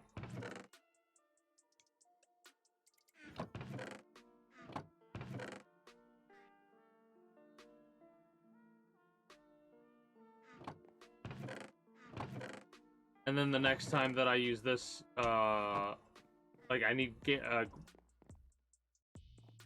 blocks of dirt or stone. I know where to go to get those. Also, the reason that this is as empty as it is, as well as like all this stuff, is because I've been like turning this into the nuggets that it can come into, that it can become. Right? Not effective, but every little bit goes a long way, and I've been getting a ridiculous amount of stuff, of armor that I'm not going to use. Why am I going to... The only armor that I'm really going to use is gold, and the main reason that is because nether. I need a couple nether sets, and I want to have, like, fully decked out gold armor. Mind you, I might have messed up and gotten rid of some of the good enchantments on some of this armor. Protecting and Unbreaking 3, that's pretty good. Yeah, I got rid of a lot of... enchanted pieces of equipment, unfortunately, because I was being derpish about it. Like it's got good enchantments, but I ain't gonna do nothing with it. You know what I mean? So I'm just gonna disenchant that. The gold is different.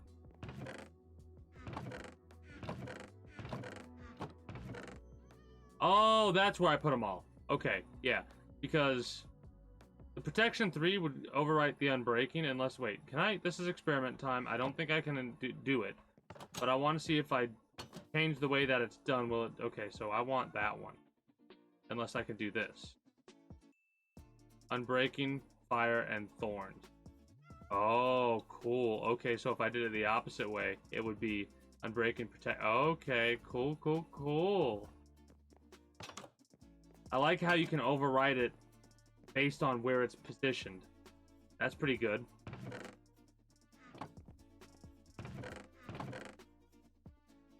Oh yeah, I also have been doing oxidized cut copper off stream. Forgot about that. Not so much gold.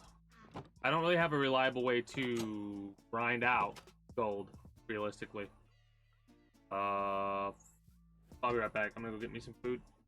Fill up my water, get a thing of... and some ramen. So I might make a couple of trips. Oh, I'll be right back.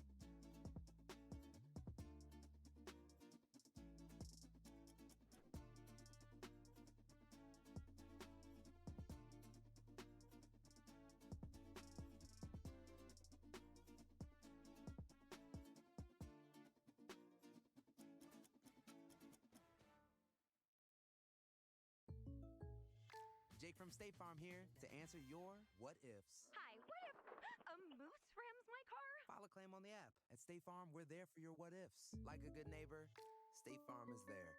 Call or go to statefarm.com for a quote today. Any workout, any mood, anytime. That's what the Peloton Tread is all about. From interval runs that motivate you to go the extra mile, power walks that work up a sweat, rolling hill hikes for you to enjoy, and full body boot camps to hit your goals. Plus, thousands of workouts that go beyond the tread. Strength programs, core classes, yoga, Pilates, and even boxing. Everything you need on and off the Peloton Tread. Experience it all for yourself with a 30-day home trial. Learn more at onepeloton.com. Get your Thanksgiving meal for less at Meijer with Meijer Grade A frozen turkey for 55 cents per pound, limit 2.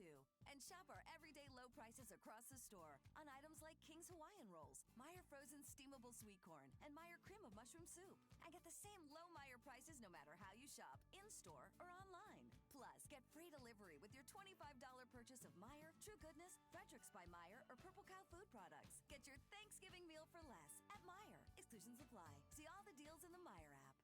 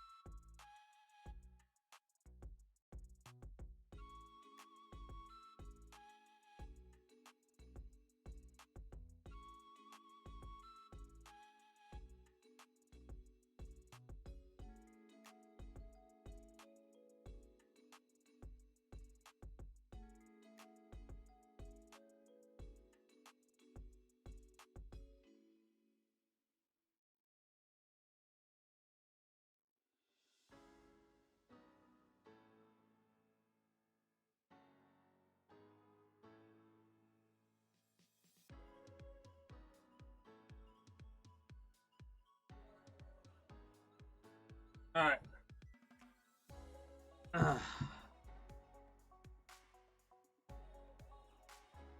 We'll see. I'll be right back. Gotta finish my food.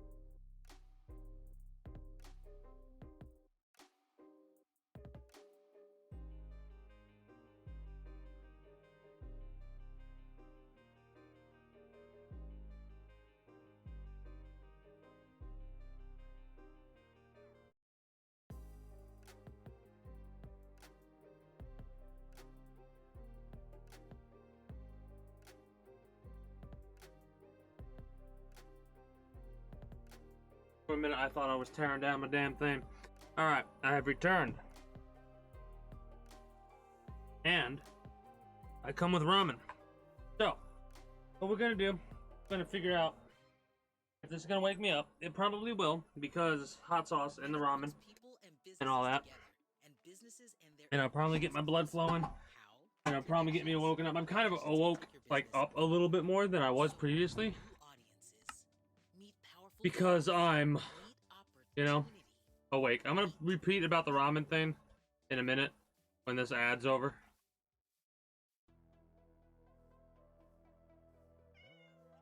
Alright, so got my ramen.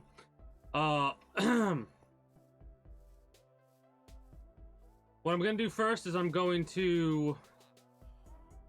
Oh shit.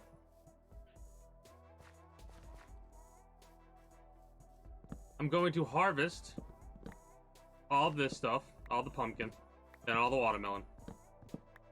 Because this... Oh no, shit.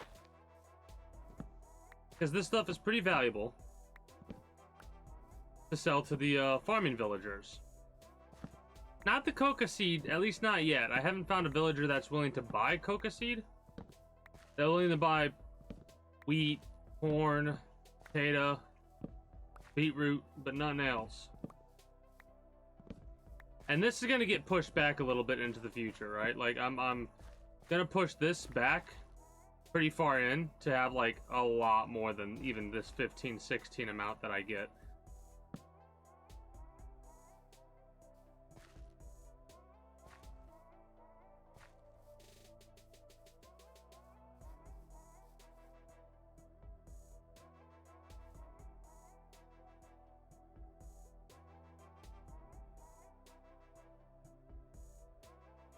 But yeah, I'm doing this to hopefully wake up a bit. I'm letting it cool a minute.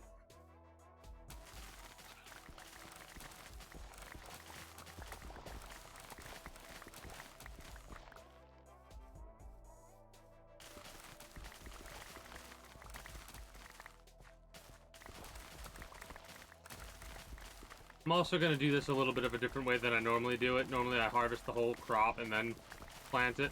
This time I'm going to harvest then plant. Harvest, then plant. Like harvest a section, then plant. This is 11 rows of 16 for each one, giving me like 176 harvestables per item. And it takes a total of 64, 64, and 32, I believe. Or, no. 62, 62, no. 64, 64, my apologies. 64, 64, and 48. Because normally what I'm left with is 16.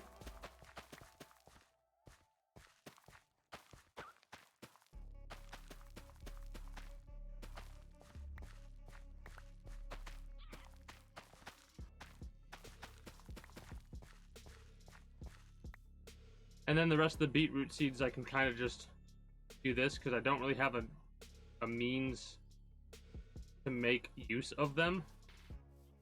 And as I'm harvesting these, I'll harvest everything that pops up as I go, you know? This is the melon cutter because it has silk touch. Needs more unbreaking.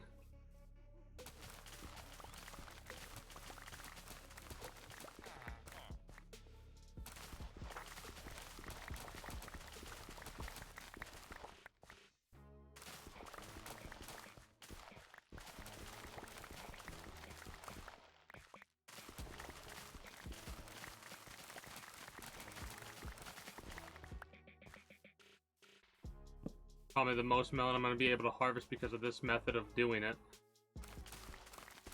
Kind of a staggered method.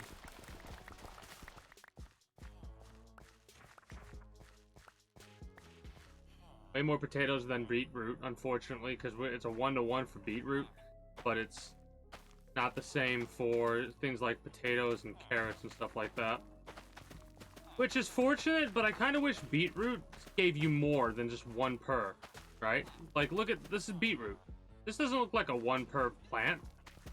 Maybe they'll change that in the next update.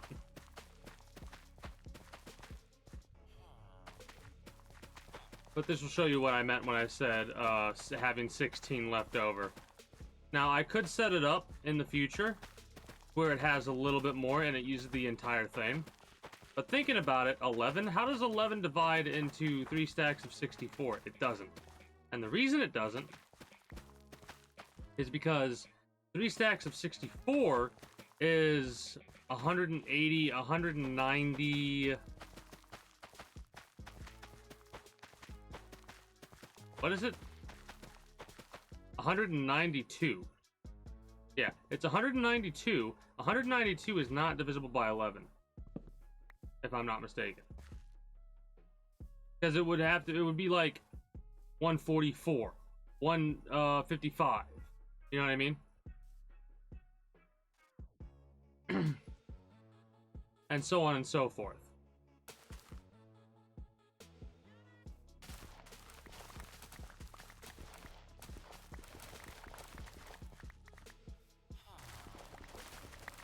The pumpkins I'm not really concerned about. Also, the reason I'm doing it in this method is because I want to have as much room as possible. And I want to not have to make multiple trips to store stuff, in all honesty.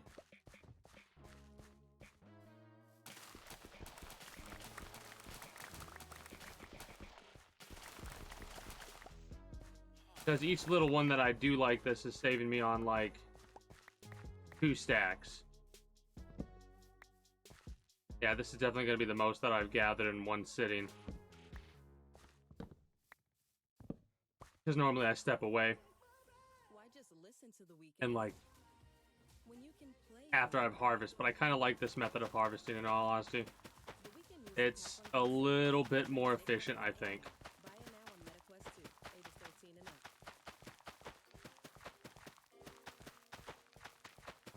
Doing this reminds me a little bit about Stardew Valley. Stardew Valley is one of those games where, like, when you first start playing it, you have no idea what you're doing and why you're doing it. But you start making goals for yourself, right? And then you try and keep making more goals for yourself as you keep going. Also, my time at Porsche is similar as well to that. Which, I might play my time at Porsche, or I might start playing it again at some point in the future. I'm debating whether or not I want to do, like, I don't think I have enough room for the wheat. So I'm actually gonna sell a good portion of what I've gathered so far. Bait or not, I'll probably sell most of the melon and most of the pumpkin and stuff like that. Why not? I mean, the only reason I'm pretty much gathering it up is, like, I sell as much as I can, and then when I come back, I got, like, what is it? 2 or 3 I can put into storage, depending on how I'm selling it. This will give me some more room, and more emeralds, which I need so many emeralds. So many. You're an expert, not a master. Well, let's get you to master level, shall we? How about you? Journeyman? Yeah, we'll get you there soon. Boom. Alright, so that's those pumpkins and that thing getting sent there. How much you got? Yeah, okay, so it's weird that they don't have a lot. I hope to be able to sell, like, focus seed to somebody. It doesn't seem like I can. Suspicious stew?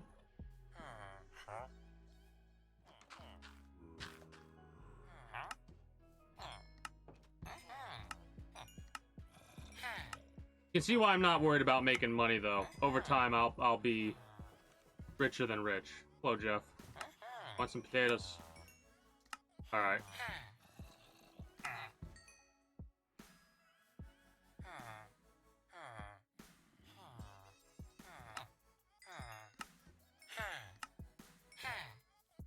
That'll go into storage as well. I have more carrots.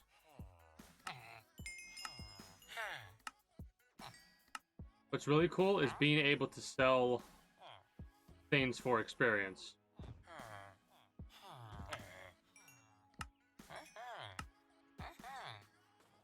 Alright.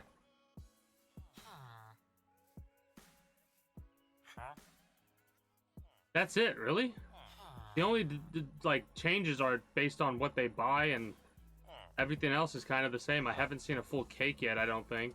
And then golden carrot and glistening melon. I mean, it's nothing to complain about. But I kind of like wish the farmers had some chances to give you like either sell you or purchase animal product.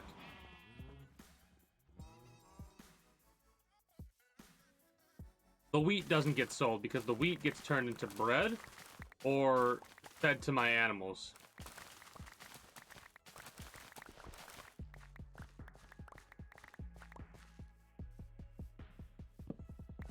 This is not going to be getting sold to the farmers. I'm going to save selling stuff like that every harvest. Alright? And it takes a couple in-game days to do that. Oh boy.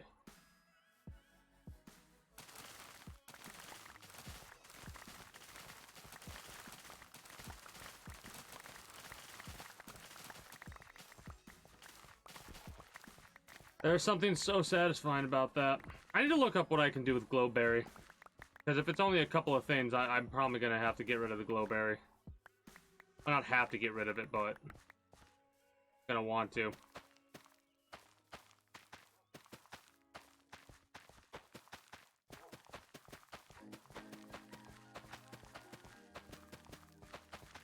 And I mean, I could probably use the excess seeds and stuff that I'm getting for bone meal fertilizer. But I kind of don't want to. And I'm going to be able to finish planting the farm before bedtime. Hell yeah, let's go.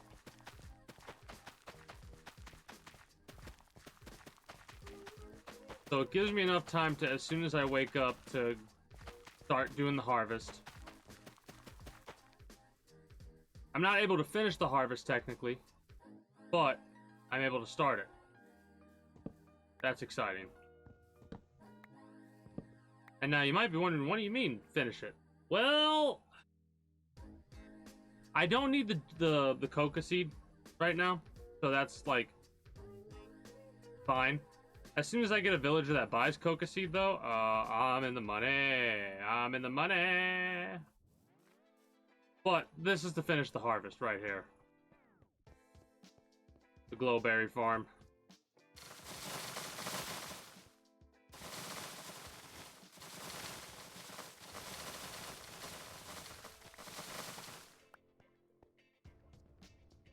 I need to put stairs here at some point so I don't have to jump, get back up.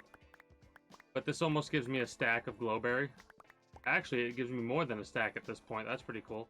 And I have no idea what to do with glowberry, so I'm actually going to Google this really fast to figure it out.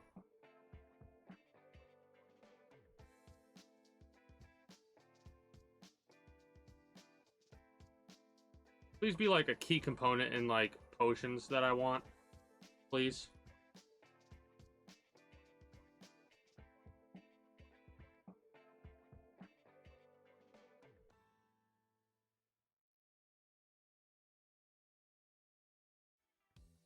Hey, Spotifyers.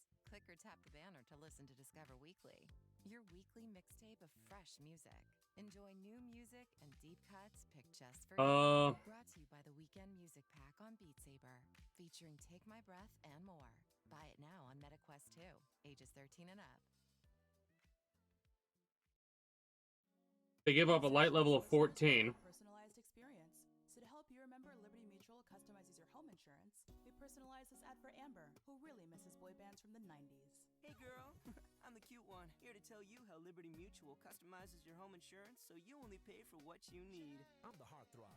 The only thing I love more than you is Sadie. And I'm the other boy in the band everyone... Is that all they're used for? Only pay for what you need at libertymutual.com. Liberty, liberty, liberty. Five Gum is for the 5 seconds before a thrilling moment, a new adventure, an experience outside your comfort zone. As the clock ticks, you recharge, restore, and get ready for life on a whole new level. I'm pretty sure that this is an item that I've been wasting my time farming. For daring to dive into the unfamiliar and beyond. Life happens in 5. Tap the banner to learn more.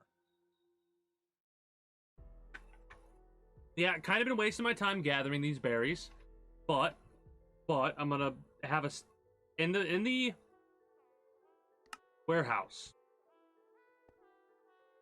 I may have to vastly reorganize exactly how I have things placed, because I want a larger section for food than I currently have. And one of the sections I'm going to have is going to be like 3 rows of glowberry and 3 rows of regular berry.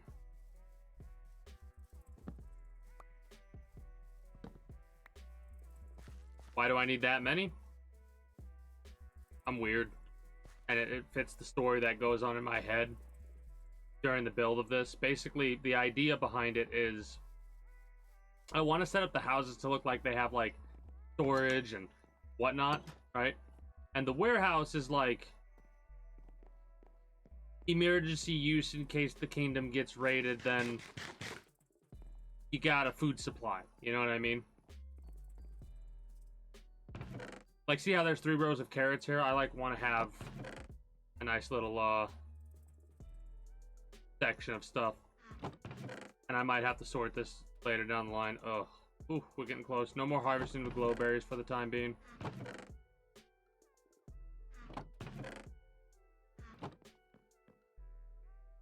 The seeds I'm gonna just drop. The poisonous potato I think is more useful than I've gathered 1 poisonous potato per harvest, which is actually insane. I thought I would gather more.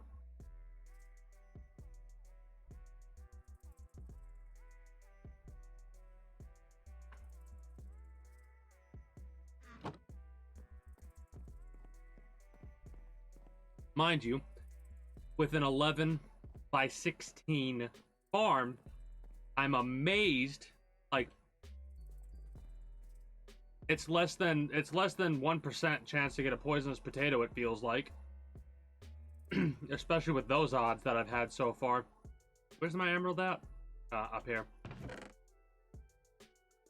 We're getting there. Also more potatoes that I didn't drop. Bad the farmers don't want to buy seeds. Could you imagine? Could you imagine? Like, it'd be a stack of seeds for an emerald or something like that, but I would be all over that.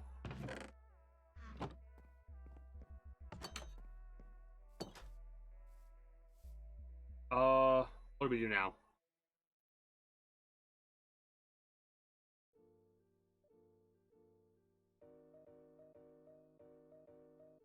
The food's helping wake me up, too. I knew it.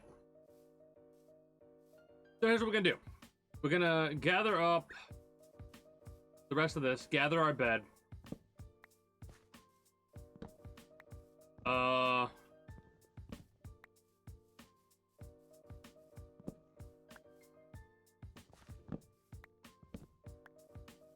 Is there a way to auto-harvest? Maybe.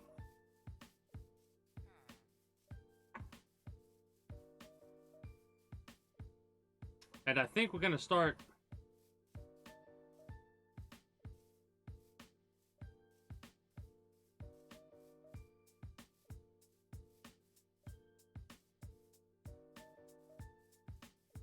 moving people over to there.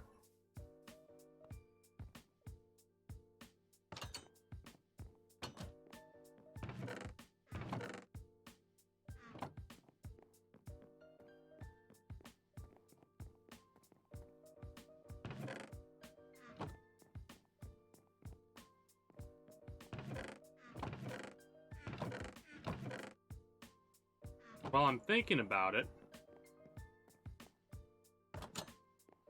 yeah, I don't want to start on that housing yet because I don't know what I'm going to use.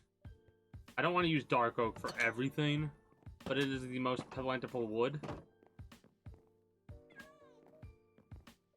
I'm also gonna start, like I say, transferring people.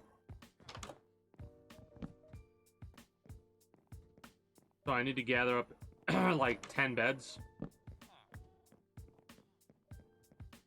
Maybe some doors as well.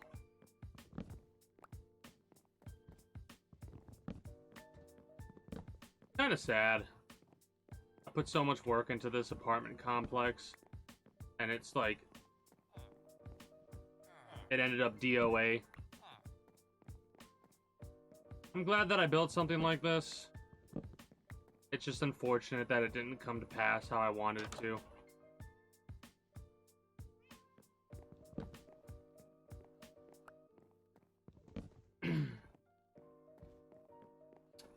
Well, at least it's a lot of dark oak that I'm gonna have use of, you know?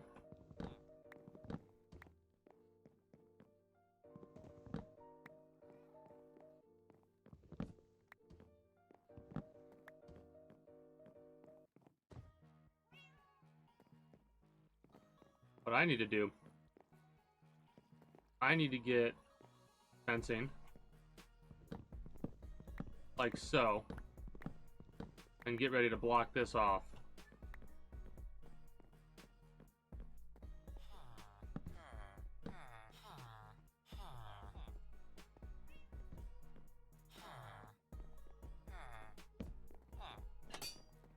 Make sure this is all closed in. That's not. Okay, so we keep that closed.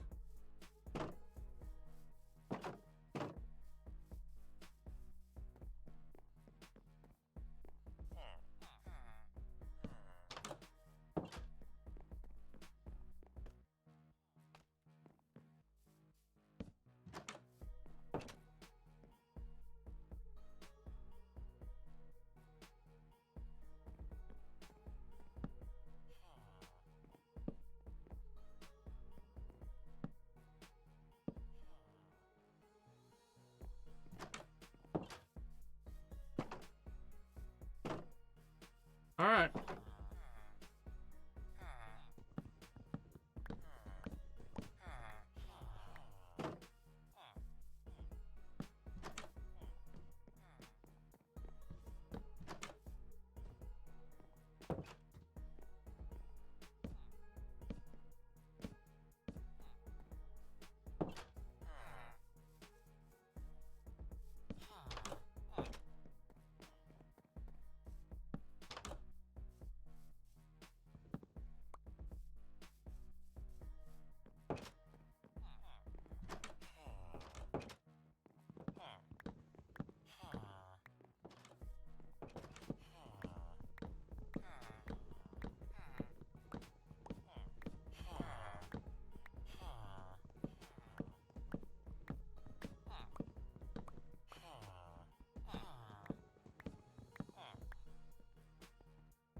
Well,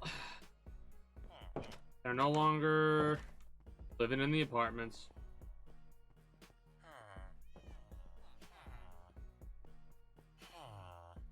Oh, you're the no-named person. You're gonna die.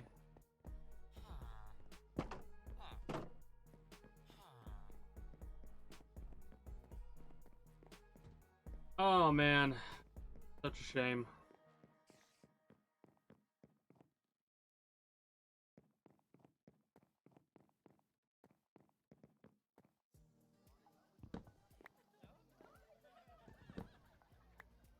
These moments, let's savor them. The smell of your grandma's cooking, the love she puts into it. I got a good feeling. The sound of your uncle talking about how this could be his team's year again. The smiling faces you love. The flavor, the fizz, Oh, the refreshment. we're actually not going to Coca-Cola. Meet Joe A, Joe B, and Joe C. What's up? Three everyday go too hard on that people their banking with Chase. right now. Joe A is locking his lost debit We're card. getting started mentally, Joe B but is cruising toward his new ride with off stream what I'm gonna do is I'm gonna start making duplicates of these items. Tools that Right. support for what's next. I'm gonna put this here for the time being, and I'll probably put it right back in my inventory when we start back up. Chase.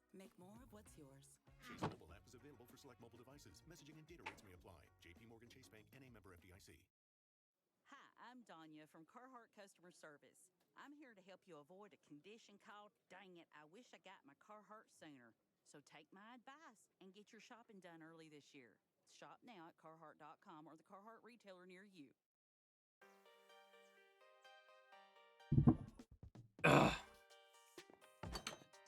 Okay, that's better.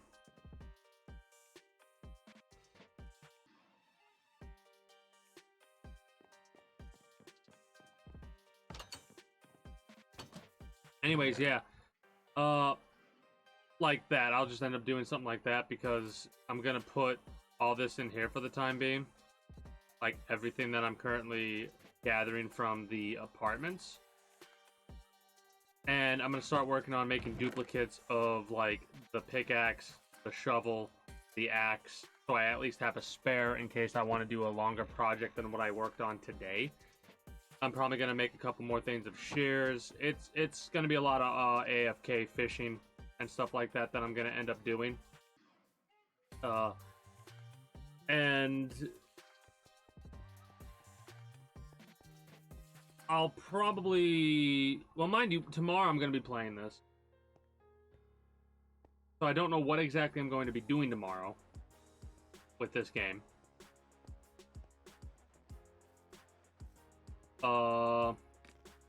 Maybe we'll go on a little bit of an adventure just to go fishing elsewhere. Shovel, pickaxe. No axe. I could make an axe. Which, some people, at this point, yeah, screw it. At this point, yeah. So we'll have one of each. So far. I'm excited. I'm gonna harvest what's here right now. Normally I wait till it's fully harvested, but oh, it looks like it is fully harvested. Cool.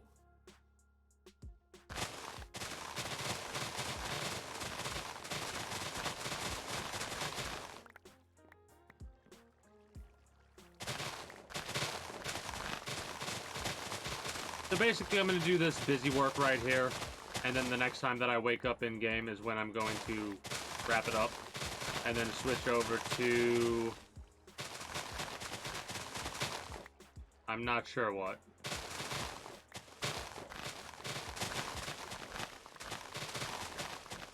I'm not... Like, I'm gonna log into Enlisted. But I don't know if I'm feeling Enlisted, you know what I mean? Like... I mean, not Enlisted. The Cycle Frontier. Tomorrow, I'm gonna play the Cycle Frontier for sure. But I don't know. I'm feeling like playing Enlisted tonight. I didn't play it yesterday, and I kind of wanted to, but I was tired. My luck, I'm just laying down, not getting sleep. Now, some people might be like, why didn't you go live anyways? Well, when I'm in that mindset of I want to get to sleep, and I can't, I don't want to... stream because I don't feel like I would put on a good show, you know.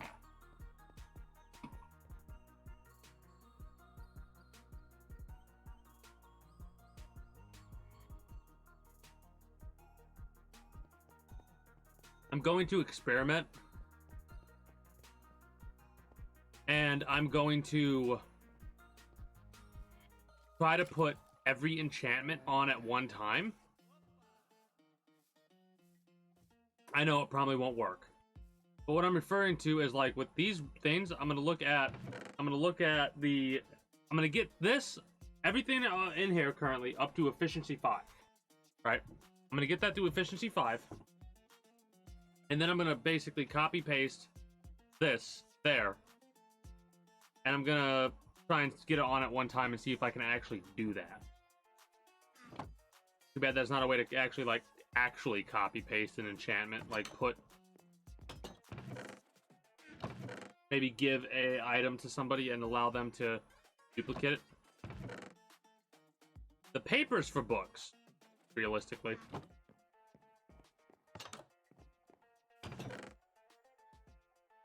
Oh shit, I can have 3 pickaxes. I might end up melting this down. Whoops. Forgot about that pickaxe being right there. Like a derp. Oh, well, not a big deal. Not a big deal. I'll just melt it down anyways. Oh no, it was the axe that I didn't have a duplicate of. Got it. Okay, so I didn't mess up. I did not mess up. Yay.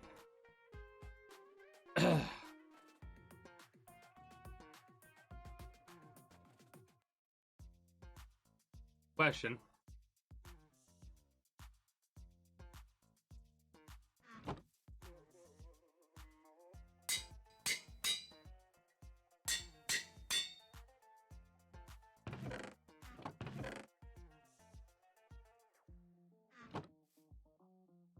Yep. So there's no way to...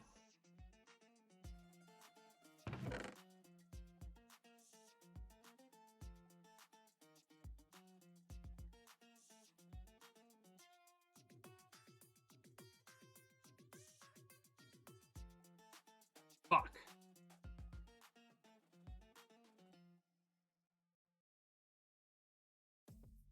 You thought today was another routine? You thought today was a walk in the park? Congrats. You played yourself. I'll get it eventually. Today, we're drinking smart water alkaline. With 9+ pH and added electrolytes, it's hydration for your determination. That means no excuses. I don't want to see you just work out. Get out there and outwork. Let's get it, baby. Smart water alkaline.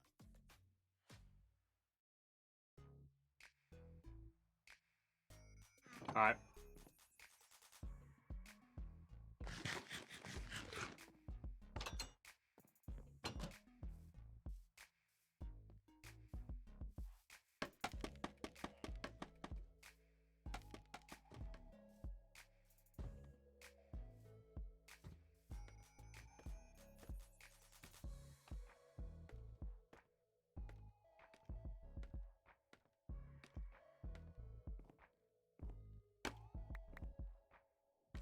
All right, so we'll start.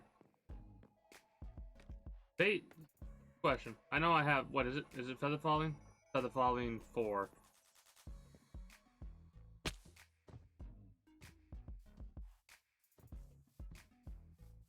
Okay, cool.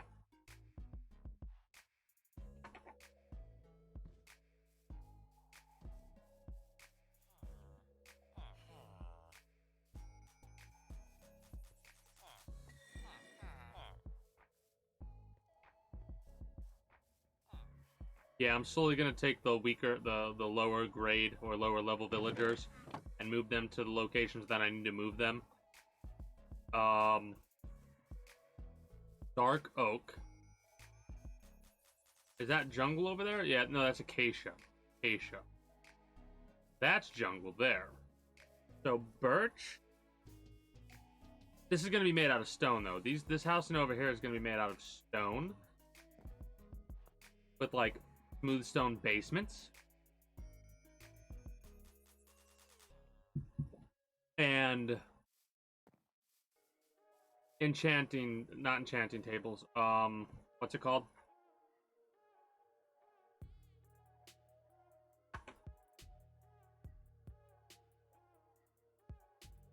Potion making stands.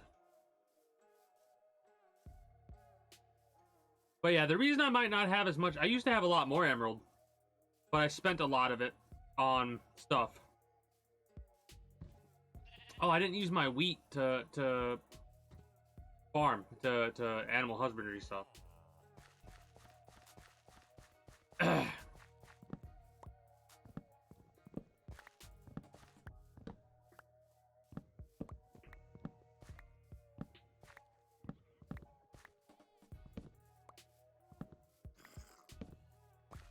Why do I hear a zombie burn?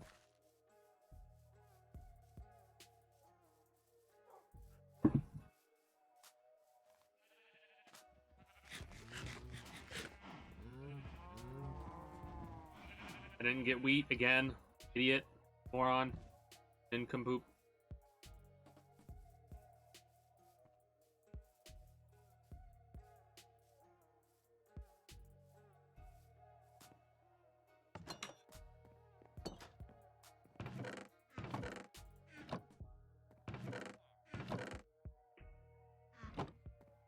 Probably want more than that, actually. That's pretty much all the wheat that I just gathered up. Oh, no. I'm not gonna be able to do this. Son of a bitch. Son of a bitch! Excuse me. Well, hopefully, tomorrow, I will remember to... more sheep, more animals, and maybe cull some of the animals. But yeah, in my head, these fences are more for just decoration and show. And what will end up happening is the villagers will go around. Like they'll like these farmers will go to the smiths and stuff like that. There's a part of me that almost wants to make like a market instead of a coliseum type thing. Make that a market that goes down and shelve the Coliseum idea. I like the Coliseum idea, but the main thing for the Coliseum was because I didn't have any other ideas. Like, I didn't want to put houses down here. So I think this is going to be a central market. Because houses are going to go over there. Yeah, that's going to be a central market. I like it. Maybe I'll make a fight ring underneath the central market. Like, the Undercity will be right there, right? Like, in the interior, that's the Undercity. And then make the fight ring there, or something like that. That'd be pretty cool. Regardless, that is going to be it for me for you, YouTube and Twitch highlight watchers. At least for the time being. If you're new here and you haven't already, be sure to become a citizen today via subscribing to this channel as well as my main channel. Links will be down in the description below through all my links and streamer links, where you can catch me on all of my associated sites if you're watching on YouTube, or exclamation point links like so if you're watching the Twitch highlight. It is through there that you can catch me on all of my associated sites, be it the aforementioned YouTube or Twitch. Be sure to follow me on Twitch and catch me when I go live at 6 p.m. EST EDT every single day, at least for the year of 2022, for I'm doing a 1-year challenge where I go live for at least an hour every single day. The challenge is almost up. Regardless, the Discord. If you want to get the most accurate notifications of whenever I do go live, you can use the invite link from that to join the kingdom that way, and get the most accurate notifications of whenever I do go live. If I'm going to be a little bit late or early to a stream outside of like a half hour, and as long as I know I'm going to be late, talk to other members of the community, and whatever else catches your fancy for all my links and streamer links. With all that said and done, that is going to be it for me for the time being. For you, however, so until next time, take care and have a good one. Bye-bye.